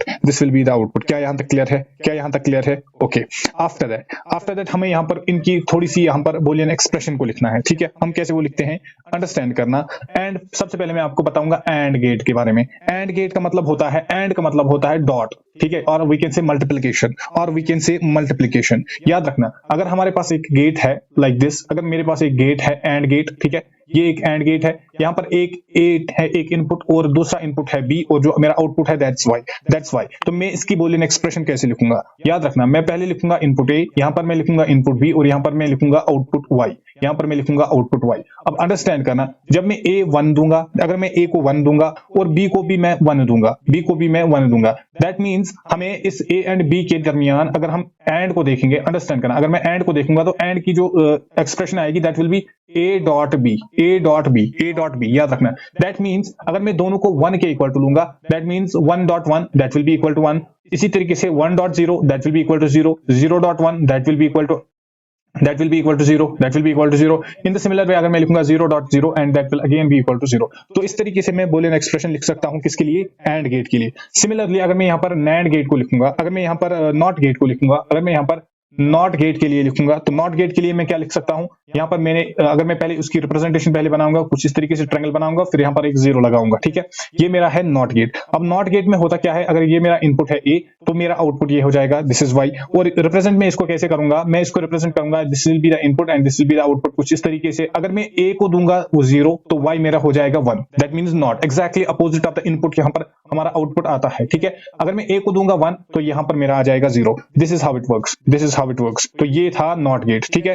हो गए दो गेट्स। इसके बाद अगर मैं बात करूंगा और गेट की, इसके बाद अगर मैं बात करूंगा और गेट की, तो मैं यहां पर लिखूंगा और गेट, और गेट। और और गेट का मतलब क्या होता है, और का मतलब होता है प्लस, ठीक है। That means A plus B, जो यहाँ पर एक्सप्रेशन बनेगी that will be A plus B. और ए प्लस बी में हम कैसे लिखेंगे, सबसे पहले मैं यहाँ पर फॉर एग्जांपल अगर मैं यहाँ पर और गेट बनाऊंगा, this will be my OR gate, this will be my OR gate, ठीक है। ये दो मेरे इनपुट्स है, ठीक है।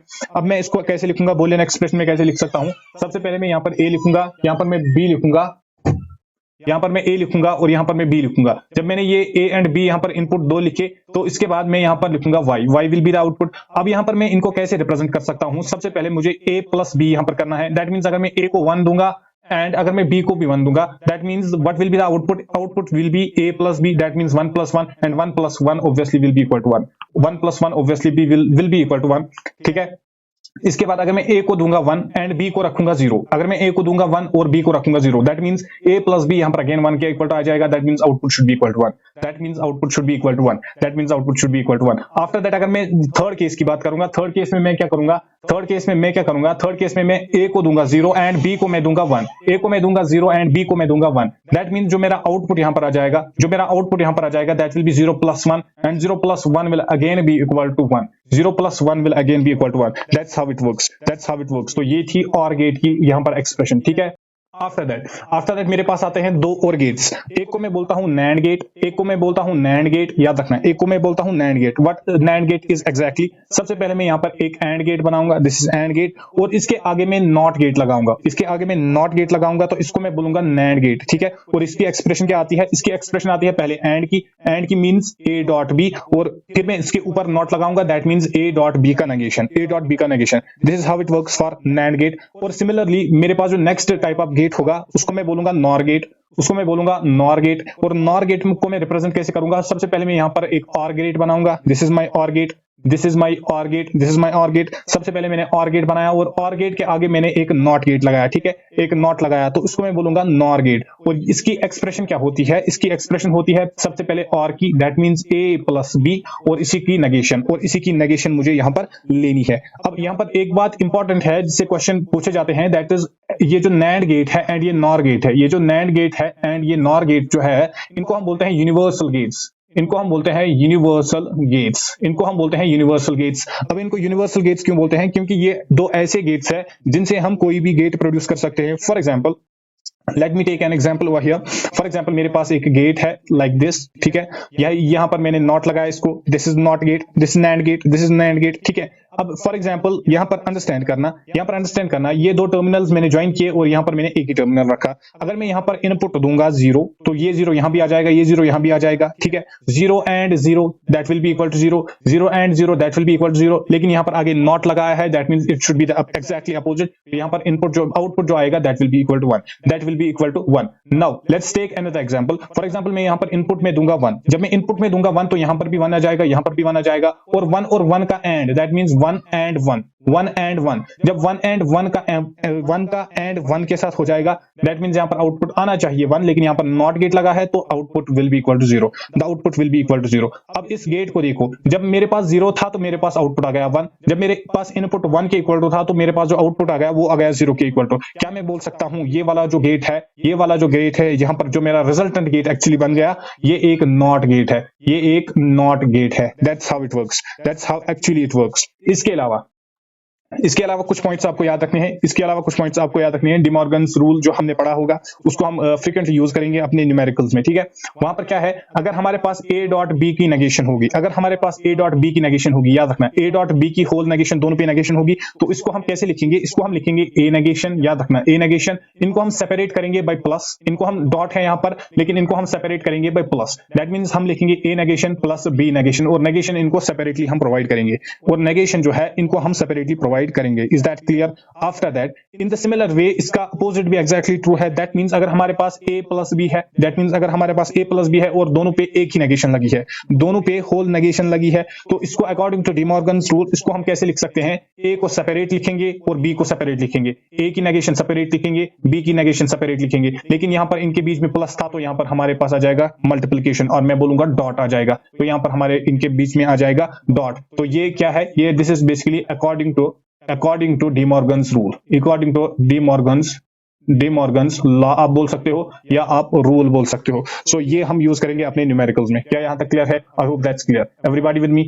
आफ्टर दैट यहां पर आ जाइए क्वेश्चन पे। अगर हम यहां पर क्वेश्चन सॉल्व करने की कोशिश करेंगे तो यहां पर जो पहला क्वेश्चन है that was asked in NEET 2022, the output of the logic circuit shown is equivalent to. यहां पर हमें एक सर्किट दिया गया है तो हमें बताना है कि ये किसके इक्विवेलेंट है, हमें बताना है कि ये किसके इक्विवेलेंट है। अब अंडरस्टैंड करना, अगर मैं पहले इस वाले को ऑब्जर्व करूंगा, ये है मेरे पास ऑर गेट, ठीक है, और इसके सामने लगा है नॉट, इसके सामने लगा है नॉट। बेसिकली यहां से जब आउटपुट इनपुट जाएगा यहां पर है नॉट गेट, तो ये मेरे पास बन जाएगा नॉट गेट, ये मेरा है नॉट गेट, ठीक है।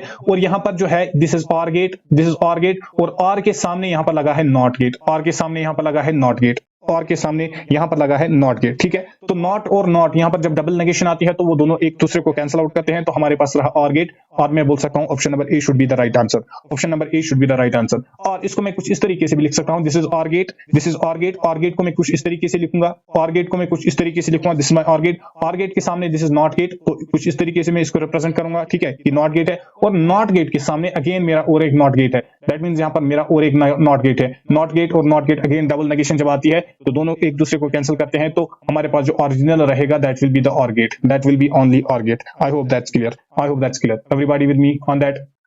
तो यहां पर जो हमारा आंसर आ जाएगा that will be OR gate, ठीक है। आफ्टर दैट जो नेक्स्ट है दैट इज नेक्स्ट क्वेश्चन है that is which of the following gate is called the universal gate. NAND gate को हम बोलते हैं यूनिवर्सल गेट, अभी हमने ये करा, ठीक है, नीट 2020 का क्वेश्चन था। आफ्टर दैट नेक्स्ट क्वेश्चन पे आइए, the correct Boolean operation represented by the circuit diagram drawn is. यहां पर एक बूलियन ऑपरेशन हमें दिया गया है, हमें बताना है कि ये किसको रिप्रेजेंट करता है, हमें बताना है कि ये किसको रिप्रेजेंट करता है। अंडरस्टैंड करना, this is switch 1, this is switch 2। Understand करना, मेरे पास है ए, मेरे पास है बी और मेरे पास है वाई। फॉर एग्जांपल जो वाई है मेरा, ये है मेरा आउटपुट, ये है मेरा आउटपुट। अंडरस्टैंड करना, अगर मैं स्विच इसको करूंगा क्लोज, ओपन और क्लोज का मतलब होना चाहिए पहले पता। ओपन का मतलब होता है 0 एंड क्लोज का मतलब होगा 1, क्लोज का मतलब होगा 1। क्लोज जब हम इसको करेंगे that means current will flow from this swing. जब हम इसको ओपन करेंगे that means 0 should be the output. 0 output का मतलब क्या होता है? जब हम इसको ओपन करेंगे तो the circuit will break. Basically जब सर्किट ब्रेक होगा तो दैट मींस यहां से कोई भी करंट पास नहीं होगी। अंडरस्टैंड किया इसको? अब यहां पर आइए, जब हम ए को ओपन रखेंगे दैट मींस जब हम ए को 0 पे रखेंगे और बी को भी हम 0 पे रखेंगे, इसको भी 0 पे रखा, इसको भी 0 पे रखा, क्या कोई करंट यहां से पास हो जाएगी? नो, करंट सीधे यहां से पास हो जाएगी and the bulb will glow, that means output will B 1, that means output will B 1, ठीक है। एग्जैक्टली इनका अपोजिट आ गया। अब सिमिलरली अगर मैं ए को क्लोज रखूंगा दैट मींस ए को मैं 1 रखूंगा, ए को मैं 1 रखूंगा और बी को मैं ओपन रखूंगा दैट मींस बी को मैं 0 रखूंगा। यहां से करंट जाएगी लेकिन यहां तक पहुंच जाएगी और यहां से आगे वो फ्लो नहीं कर पाएगी। जब वो यहां से आगे फ्लो नहीं कर पाएगी that means again current is going from this wing and ये जो बल्ब है ये अगेन ग्लो करेगा, that means again this is going to be 1, this is again going to be 1। Understand करना, क्या ये बात क्लियर है? इसके बाद अगर मैं इसको 0 रखूंगा, इसको 1 रखूंगा, that's again the same condition, ये अगेन ग्लो करेगा। और अगर मैं इसको भी क्लोज रखूंगा दैट मींस इसको भी 1 रखूंगा और इसको भी 1 रखूंगा, इसको भी 1 रखूंगा, दैट मींस इसको भी मैं यहां पर क्लोज करूंगा, इसको भी मैं यहां पर क्लोज करूंगा। तो बेसिकली जो करंट है, जो करंट की डायरेक्शन होगी वो चेंज होगी। करंट की डायरेक्शन किस तरीके से चेंज होगी अंडरस्टैंड करना, मैं आपको यहां पर दिखाना चाहूंगा। जो करंट है, करंट कुछ यहां से आ जाएगा और करंट यहां से फ्लो हो जाएगा, फिर यहां से फ्लो हो जाएगा, फिर इस ब्रांच से फ्लो हो जाएगा, फिर यहां से फ्लो हो जाएगा। Current will never flow through this resistor. इस रेजिस्टर के थ्रू करंट कभी भी ये पसंद नहीं करेगा कि मैं इस रेजिस्टर वाली पाथ से जाऊं, ठीक है। That means the bulb will not glow, that means it should B 0, that means it should B 0। अब यहां पर देखो 0 0 का 1 आ गया, 1 1 0 का 1 आ गया, 0 1 का अगेन 1 आ गया और 1 1 का 0 आ गया और 1 1 का 0 आ गया। तो क्या मैं बोलूंगा, देखो अंडरस्टैंड करना, यहां पर अगर मेरे पास 0 0 का क्या आ गया, 0 आ गया, अगेन 0 1 का क्या आ गया, 0 आ गया, 1 0 का आ गया 0 एंड 1 1 का आ गया यहां पर 1 1 1 का आ गया यहां पर 1, that means it should be AND gate, it should be AND gate, ठीक है। लेकिन यहां पर 0 नहीं, यहां पर 1 आ गया, यहां पर 1 आ गया, ठीक है। यहां पर इसका भी अपोजिट आ गया, दैट मींस 0 1 आ गया, यहां पर 1 आ गया, यहां पर 0 आ गया, दैट मींस एंड का अपोजिट है यहां पर, दैट मींस यहां पर हमने नॉट गेट को भी जुड़ाया है इसके साथ, that means it should B not, that means it should B not gate, that means it should B not gate. Hence the answer is option number D. Hence the answer is option number D. I hope you got it. Everybody with me? Everybody with me? after it, if we talk about next concept, and next concept is going to be binding energy and mass defect. Binding energy and mass defect, this is again a very very important topic, right. सबसे पहले मैं आपको बताऊंगा, अगर हम एक atom को consider करेंगे, एटम के पास एक न्यूक्लियस होता है, और न्यूक्लियस में क्या होता है, न्यूक्लियस में न्यूट्रॉन्स होते हैं एंड प्रोटॉन्स होते हैं, न्यूट्रॉन्स होते हैं एंड प्रोटॉन्स होते हैं, ठीक है। तो मैं बोलूंगा number of neutrons plus number of protons, basically that's represented by Z, that's equal to the mass number, जिसको हम रिप्रेजेंट करते हैं A से, ठीक है, जिसको हम रिप्रेजेंट करते हैं A से। आफ्टर दैट सेकंड थिंग जो आपको यहाँ पर याद रखनी है, जो रेडियस होती है, radius of nucleus, radius of nucleus जो होती है, that's represented by R and is given by 1.2 multiplied by A power 1/3। That means जो रेडियस होती है, this is directly proportional to A power 1/3, A power 1/3, A power 1/3। What's A? A is the mass number of that particular nucleus, right. A is the mass number of that particular nucleus, और जब ये FM में होता है, that means 10⁻⁻15 आपको at that time करना होता है। इसके अलावा और एक पॉइंट में यहाँ पर आपको बता दूं, जो डेंसिटी होती है, let me write it as density. जो डेंसिटी होती है एक न्यूक्लियस की, वो हमेशा कांस्टेंट रहती है, जो डेंसिटी होती है वो हमेशा कांस्टेंट रहती है, ठीक है। इसी तरीके से याद रखना, एनर्जी और मास जो होता है, एनर्जी और मास जो होता है, these are interconvertible, these are interconvertible. इसका मतलब क्या होता है, हम एनर्जी को मास में ट्रांसफॉर्म कर सकते हैं एंड मास को हम एनर्जी में ट्रांसफॉर्म कर सकते हैं, ठीक है। जब भी मास डिस्ट्रॉय होगा, that means energy will be created. जब भी मास क्या होगा, जब भी मास डिस्ट्रॉय होगा, इट शुड मीन दैट जो एनर्जी है that will be created. In the similar वे, जब मास यहां पर क्रिएट होगा, जब मास कभी ज्यादा होगा, उसका मतलब ये होना चाहिए कि एनर्जी जो है that should be destroyed, energy will be destroyed, energy will be destroyed in that case. क्या ये बात क्लियर है? तो यहां पर एक आइंस्टाइन ने एक रिलेशन बताई थी कि delta E is equal to mc², delta E is equal to mc², ठीक है, where m is the mass and c is the speed of light। तो मैं यहाँ पर लिखूंगा delta E will be equal to delta m, this will be delta m dot c², delta m dot c²। और अगर मैं इसको अगर ये m जो है मेरे पास जो मास है, अगर ये एटॉमिक मास यूनिट्स में होगा, तो मैं लिख सकता हूँ डेल्टा E जो होगा, this will be equal to delta m multiplied by 931 mega electron volts. याद रखना, ये तब एप्लीकेबल होता है जब ये डेल्टा m जो होता है, ये एटॉमिक मास यूनिट में होता है, AMU में होता है। That's very very important. और ये वाली जो फॉर्मूला है, that means delta E is equal to delta m multiplied by the c² और डॉट c², ये जो है, this is in SI system, this is in SI system, this is again very very important. Clear है ये वाला point भी? Everybody with me? अब यहाँ पर आपको याद क्या रखना है, सेकंड थिंग जो मैं आपको यहाँ पर बताऊंगा, whenever for example we have neutrons, this is one neutron, this is another neutron, these are basically neutrons। in the similar way मेरे पास प्रोटॉन्स है कुछ, this is one proton, this is second proton, ठीक है।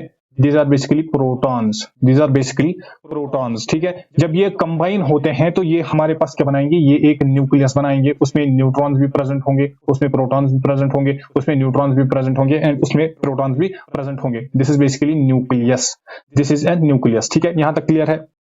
अब understand करना, ये जो neutrons and protons होते हैं, अगर हम इनका इंडिविजुअल मास देखेंगे, तो ये जो मास होता है, ये हायर होता है, ये हायर होता है, ये हायर होता है। अगर हम इसको कंपेयर करेंगे जो इनकी कॉम्बिनेशन से बनता है, दैट मींस अगर हम इनको कंपेयर करेंगे इस न्यूक्लियस से, अगर हम इनको कंपेयर करेंगे इस न्यूक्लियस से, तो यहाँ पर बेसिकली हमें जो मास है वो कम देखने को मिलता है। That means some energy is lost, that means some energy यहाँ पर लॉस होती है, सम एनर्जी इज यहाँ पर लॉस्ट होती है, ठीक है। जब ये एनर्जी लॉस होती है तो उसी को हम बोलते हैं mass defect, that's what we call mass defect, उसी को हम बोलते हैं मास डिफेक्ट, ठीक है। और जब यहाँ पर एनर्जी लॉस हो गई, that means there should be the release of energy, और उसी एनर्जी को हम बोलेंगे बाइंडिंग एनर्जी, उसी एनर्जी को हम बोलेंगे बाइंडिंग एनर्जी। अब मैंने यहाँ पर अब इसको यहाँ पर हम बाइंडिंग एनर्जी क्यों बोलते हैं, बेसिकली न्यूट्रॉन्स और प्रोटॉन्स जो होते हैं ये बाइंड होते हैं, ठीक है, ये बाइंड होते हैं। और जब ये बाइंड होते हैं, दैट्स द एनर्जी, ये एनर्जी कब रिलीज होती है, जब न्यूट्रॉन्स एंड प्रोटॉन्स बाइंड होते हैं एंड एक न्यूक्लियस बनाते हैं। इसके अलावा और एक बात याद रखना, अगर बाइंडिंग एनर्जी हमारे पास ज्यादा होगी, दैट मींस जो स्टेबिलिटी होगी, स्टेबिलिटी भी ज्यादा होगी। और I would say stability is directly proportional to binding energy, stability जो होती है that is directly proportional to binding energy. क्या यहां तक क्लियर है? Is that clear? अब यहां पर अंडरस्टैंड करना, अगर मुझे बाइंडिंग एनर्जी को फाइंड आउट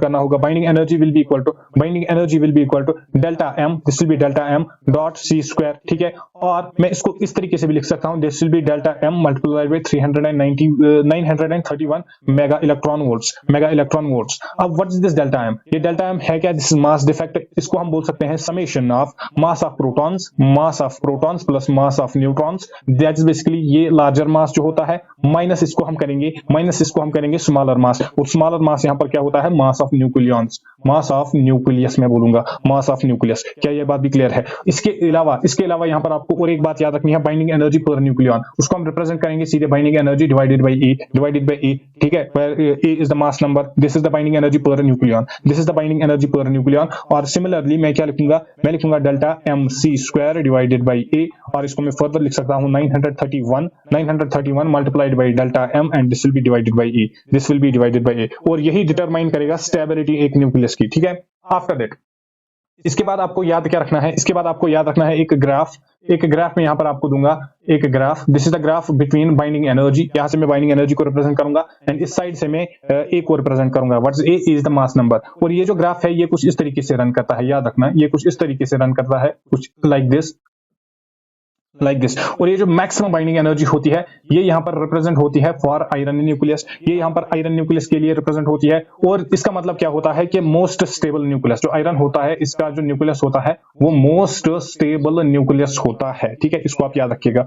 और एक चीज यहाँ पर मैं आपको बोल दूं, जब भी अगर हमारे पास एक बड़ा न्यूक्लियस है और ये ब्रेक होता है इनटू द स्मॉलर न्यूक्लियर, तो इसको हम बोलेंगे फिजन, और इसका अपोजिट भी ट्रू है, दैट मींस अगर हमारे पास बहुत सारे न्यूक्लियाई है, ठीक है, और वो कंबाइन होते हैं और वो हमारे पास एक बड़ा सा न्यूक्लियस बनाते हैं, तो इसको हम बोलेंगे फ्यूजन। अब यहाँ पर भी कोई एनर्जी निकलेगी और यहाँ पर भी कोई एनर्जी निकलेगी, और ये एनर्जी जो है इसको हम बोलते हैं Q value of the reaction, इसको हम बोलेंगे Q value of this reaction, इसको हम बोलेंगे Q value of this reaction. और अगर हमें क्यू वैल्यू को फाइंड आउट करना होगा, दैट्स इंपॉर्टेंट अगेन, अगर हमें क्यू को फाइंड आउट करना होगा, क्यू होता है binding energy of products minus binding energy of reactants, binding energy of products minus binding energy of reactants। is that clear everybody with me? अब चलिए हम कुछ क्वेश्चन को सॉल्व करते हैं। जो पहला क्वेश्चन है that was asked in NEET 2021। what is the question says a nucleus with a mass number of 240, एक न्यूक्लियस है जिसका मास नंबर है 240, it breaks down into two fragments, ये ब्रेक होता है टू फ्रेगमेंट्स में, दोनों में एक का मास है 120 और दूसरे का मास भी है 120, दोनों का मास है 120, ठीक है। The binding energy per nucleon of the unfragmented nuclei is 7.6, while that of fragments is 8.5। इस यहाँ पर भी हर एक न्यूक्लियन का जो एनर्जी है that is 8.5 mega electron volts, यहाँ पर भी है 8.5 mega electron volts energy released in the process. हमें बताना है कि एनर्जी कितनी रिलीज होगी यहाँ पर, दैट मींस हमें क्यू वैल्यू को फाइंड आउट करना है। और क्यू वैल्यू को हम कैसे फाइंड आउट करेंगे, मैं लिखूंगा Q value will be equal to binding energy of products minus binding energy of reactants, now binding energy of products क्या होगी, binding energy of products will be equal to 120, और 120 दो बार है that means 2 multiplied by 120 multiplied by एक nucleon की कितनी है 8.5 मल्टीप्लाइड बाय 8.5, और इसको मैं माइनस करूंगा बाइंडिंग एनर्जी ऑफ रिएक्टेंट्स, और रिएक्टेंट्स की बाइंडिंग एनर्जी यहां पर कितनी है, रिएक्टेंट्स टोटल कितने हैं 240, इसको मैं मल्टीप्लाई करूंगा दिस नंबर से, that means 7.6 mega electron volt से। क्या यहां तक क्लियर है? तो इसको सॉल्व कीजिए। यहां से मैं अगर 240 को कॉमन लूंगा तो मैं लिख सकता हूं this will be equal to 240 को मैं कॉमन लूंगा और ब्रैकेट में अंदर में रखूंगा 8.5 minus 7.6, this will be equal to 240 multiplied by 0.9, और ये आ जाएगा basically 224 multiplied by this will be 9, तो this the value will be 216 mega electron volts, the value will be equal to 216 mega electron volts, hence the answer should be option number B। This was the question from NEET 2021। After that next question पे चलिए। next question जो है that is a certain mass of hydrogen is changed to helium। Hydrogen जो है इसको change किया किसमें, helium में। अंडरस्टैंड करना, by the process of fusion, यहाँ पर फ्यूजन होता है। The mass defect in the fusion reaction is 0.02866 units, the energy liberated per nucleon, यहाँ पर हमें energy per nucleon find out करनी है। तो binding energy per nucleon that means binding energy divided by the mass number that means divided by the A, it will be equal to delta M multiplied by 931 mega electron volts में अगर हम इसको calculate करेंगे divided by A that means per nucleon की बात हो रही है। अब डेल्टा एम की वैल्यू यहाँ पर कितनी दी गई है, वो है 0.02, दैट मींस यहाँ पर वैल्यू उसको अगर हम सब्स्टिट्यूट करेंगे तो that will be equal to 0.02866 multiplied by 931, this will be divided by 4, ठीक है, हीलियम के लिए डिवाइडेड बाय 4। यहां तक क्लियर है? इसको मैं फर्दर कैसे लिखूंगा, इसको मैं फर्दर लिख सकता हूं this will be equal to 2 0.866 multiplied by 9.31 multiplied by 9.31 this will be divided by 4, तो यहाँ पर मेरी वैल्यू आ जाएगी 6.675 मेगा इलेक्ट्रॉन वोल्ट्स। इसको सॉल्व करने के बाद मेरे पास जो फाइनल वैल्यू आएगी that will be 6.675, that will be 6.675. Is there any option? Hence the answer should be option number C. Hence the answer should be option number C. After that, next question पे चलिए, that was asked in AIPMT 2012. If the nuclear radius of aluminium 27 is 3.6 Fermi, then the approximate nuclear radius of copper 64 in the Fermi is. हमने अभी बताया आपको जो radius होती है that's directly proportional to जो रेडियस होती है that's directly proportional to a power 1 by 3, that is directly proportional to a power 1 by 3. So I can write radius of this copper divided by radius of this aluminum. Radius of copper divided by radius of aluminum will be equal to mass number of this copper divided by mass number of this aluminium power 1 upon 3, power 1 by 3. तो mass number of this copper क्या है 64, that means 64 divided by mass number of aluminium that is 27 power 1 by 3. 64 divided by 27 power 1 by 3. तो इसको मैं लिख सकता हूँ this will be equal to 4 divided by 3. इन दोनों का मैं अगर क्यूब लूंगा that will be equal to 64 divided by 27 और बाहर से इनका है 1/3, तो 3 से 3 कैंसिल आउट हो जाएगा। मेरे पास जो फाइनल वैल्यू आएगी that will be 4/3, that will be 4/3। That means मेरे पास जो रेडियस ऑफ कॉपर है divided by radius of aluminium है वो आ गई मेरे पास 4/3 के equal to. That means radius of copper जो है that will be equal to 4/3 multiplied by radius of aluminium, and radius of aluminium यहां पर है कितनी 3.6 के इक्वल टू। तो इस वैल्यू को जब हम सॉल्व करेंगे तो हमारे पास जो फाइनल वैल्यू आएगी that will be 4.8 and the units are same that is fm. ठीक है, तो आंसर हमारा हो जाएगा option number C, and the answer should be option number C, that means 4.8। Everybody with me, clear है यहां तक? ओके। आफ्टर इट अगर हम आगे चलेंगे तो यहाँ पर लास्ट वाला कॉन्सेप्ट जो है आज का that is radio activity and decay. अब यहाँ पर आपको अंडरस्टैंड क्या करना है। फॉर एग्जांपल हमारे पास एक सब्सटेंस है, एक सब्सटेंस को मैं यहाँ पर लूंगा, एक रेडियो एक्टिव सैंपल को मैं यहाँ पर लूंगा। This is a radio active sample, this is radio active sample. ठीक है, अभी इसकी जो कंसंट्रेशन है that's N0, this is N0। ठीक है, और जब ये डिके होगा, अंडरस्टैंड करना, जब इसका डिके होगा तो यहाँ पर मुझे कुछ मास मिलेगा जो कि अनडिकेड रहेगा फॉर आफ्टर सम टाइम, और यहाँ पर कुछ रेडिएशंस इमिट हो जाएंगी। ठीक है, यहाँ पर कुछ भी रेडिएशंस यहाँ पर इमिट हो जाएंगी, और यहाँ पर जो ये अनडिकेड मास होता है this is represented by n। ठीक है, नाउ क्वेश्चंस में हमें क्या फाइंड आउट करना होता है, हमें ये n की वैल्यू फाइंड आउट करनी होती है। तो याद रखना इस n की वैल्यू होती है n is equal to N0, that means the initial concentration multiplied by e power minus lambda t, क्या यहाँ तक क्लियर है? इसके साथ साथ यहाँ पर आपको और एक बात याद रखनी है, that is rate of decay, और उसी को हम बोलते हैं एक्टिविटी। रिप्रेजेंट में उसको करूंगा ए से। ठीक है, और ए किसके इक्वल टू होता है? ये होता है d by dt of this n, rate of change of this undecayed mass. ठीक है, that means this is directly proportional to n, ठीक है, और यहाँ पर और एक बात याद रखना, ये जो dn by dt होता है, ये होता है माइनस टाइम्स लैम्डा n के इक्वल टू, ये जो लैम्डा है यहाँ पर इसको हम बोलते हैं डिके कांस्टेंट, क्या ये बात भी क्लियर है? अब यहाँ पर मैं अगर आपको थोड़ा सा एक ग्राफिकल रिप्रेजेंटेशन बताऊंगा, for example this is the graph, और यहाँ पर मैं टाइम को रिप्रेजेंट करूंगा इस एक्सिस में, और ये जो y एक्सिस है यहाँ पर मैं नंबर को रिप्रेजेंट करूंगा। तो ग्राफ कुछ इस तरीके से चलेगा। सबसे पहले हम मैक्सिमम से स्टार्ट करेंगे, यहाँ पर हमारा N0 कंसंट्रेशन थी और ये अल्टीमेटली रिड्यूस हो जाएगी। ठीक है, और एग्जैक्टली एट सम टाइम ये इसके मिडल पे पहुंच जाएगी, that means half the concentration रह जाएगी, दैट मींस N0/2 रह जाएगी, और एट दैट टाइम जो टाइम पीरियड होगा उसको हम बोलते हैं t हाफ, और उसको हम बोलते हैं हाफ लाइफ, और अगर हाफ लाइफ को हमें कैलकुलेट करना होता है तो t हाफ जो होता है इसके लिए फार्मूला क्या होती है? log of 2 divided by lambda, और इसको हम लिख सकते हैं 0.692 डिवाइडेड बाय लैम्डा। ये log of 2 जो होता है इसकी वैल्यू होती है 0.692 और 0.693 भी आप ले सकते हो। ठीक है, तो ये बात, this was all about this radio activity and decay. इसी से हमारे क्वेश्चंस यहाँ पर बनेंगे। अब चलिए क्वेश्चंस को सॉल्व करते हैं। This question was asked in NEET 2021।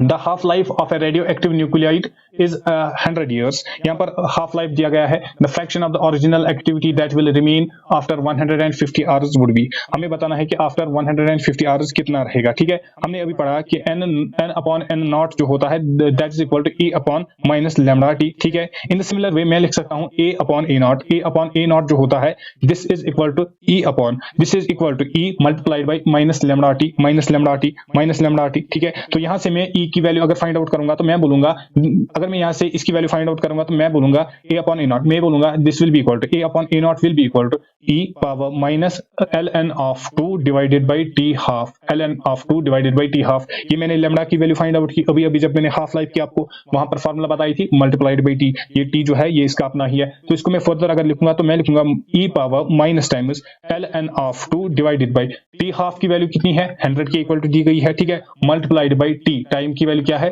150 0 and 0 will cancel out, तो हमारे पास बचेगा e power minus 3/2 this will B ln of 2, this will B ln of 2। अब लॉग की फार्मूला को यहाँ पर अप्लाई कीजिए, this will B e power ln of 2 power minus 3/2 ठीक है, ये 2 यहाँ पर इन फ्रंट में आ जाएगा। जब ये फ्रंट में आ गया तो मेरे पास ये वाली एक्सप्रेशन बन जाएगी और इसको मैं फर्दर अगर सिंप्लीफाई करूंगा this will be equal to 2 power minus 3/2 और इसी को मैं लिख सकता हूँ 1/2 पावर 3/2 बिकॉज ये माइनस में है और ये डिनोमिनेटर में जाएगा तो ये पॉजिटिव बन जाएगा। जब ये पॉजिटिव बन गया तो मैं इसको फर्दर यहाँ पर लिख सकता हूँ, मैं इसको यहाँ पर फर्दर लिख सकता हूँ, क्या लिख सकता हूँ, this will B 1/2 power 3 that's basically 8, that's basically 8 power 1/2। ठीक है, और मैं इसको लिख सकता हूँ 1 अपॉन रूट ऑफ 8 और रूट ऑफ 8 को मैं लिख सकता हूँ 4 multiplied by 2 that means 1/2 root 2, that means 1/2 root 2। Hence the answer should be option number C, hence the answer should be option number C. I hope that's clear, everybody with me on that. After that next question पे चलिए। Next question is the half life of a radioactive sample undergoing alpha decay is 1.4 multiplied by 10 power 17 seconds. यहाँ पर half life दी गई है alpha decay की। If the number of nuclei in the sample is 2.0 multiplied by 10 power 21 the activity of the sample is nearly. हमें activity को यहाँ पर find out करना है। ठीक है, हमें एक्टिविटी को फाइंड आउट करना है, तो एक्टिविटी की वैल्यू हमारे पास क्या होती है, एक्टिविटी की फार्मूला हमारे पास होती है activity that's given bye dn/dt और इसी को मैं हम लिख सकते हैं लैम्डा मल्टीप्लाइड बाय n। तो इसको मैं फर्दर अगर लिखूंगा तो मैं लिखूंगा ln of 2 divided by t half, इस लैम्डा के इंस्टेंट मैंने लिखा dot this is the n, तो यहाँ पर वैल्यूज को सब्स्टिट्यूट कीजिए, this will B 0.693 multiplied by 2 multiplied by 10 power 21 divide में रहेगा t हाफ की वैल्यू कितनी है 1.4 मल्टीप्लाइड बाय 10 पावर 17। अब इसको मैं थोड़ा सा अगर यहाँ पर सॉल्व करूंगा तो मैं इसको लिख सकता हूँ 1.4, this will B 1.4 multiplied by 10 power 21 divided by नीचे क्या रहेगा, नीचे रहेगा 14 मल्टीप्लाइड बाय 10 पावर 17, तो ये मेरे पास सिमिलर तो आ जाएगा 10 power 4 anything something multiplied by 10 power 4, hence the answer should be option number A, that's 10 power 4। next question पे चलिए, this was asked in NEET 2020। after that next question पे चलिए।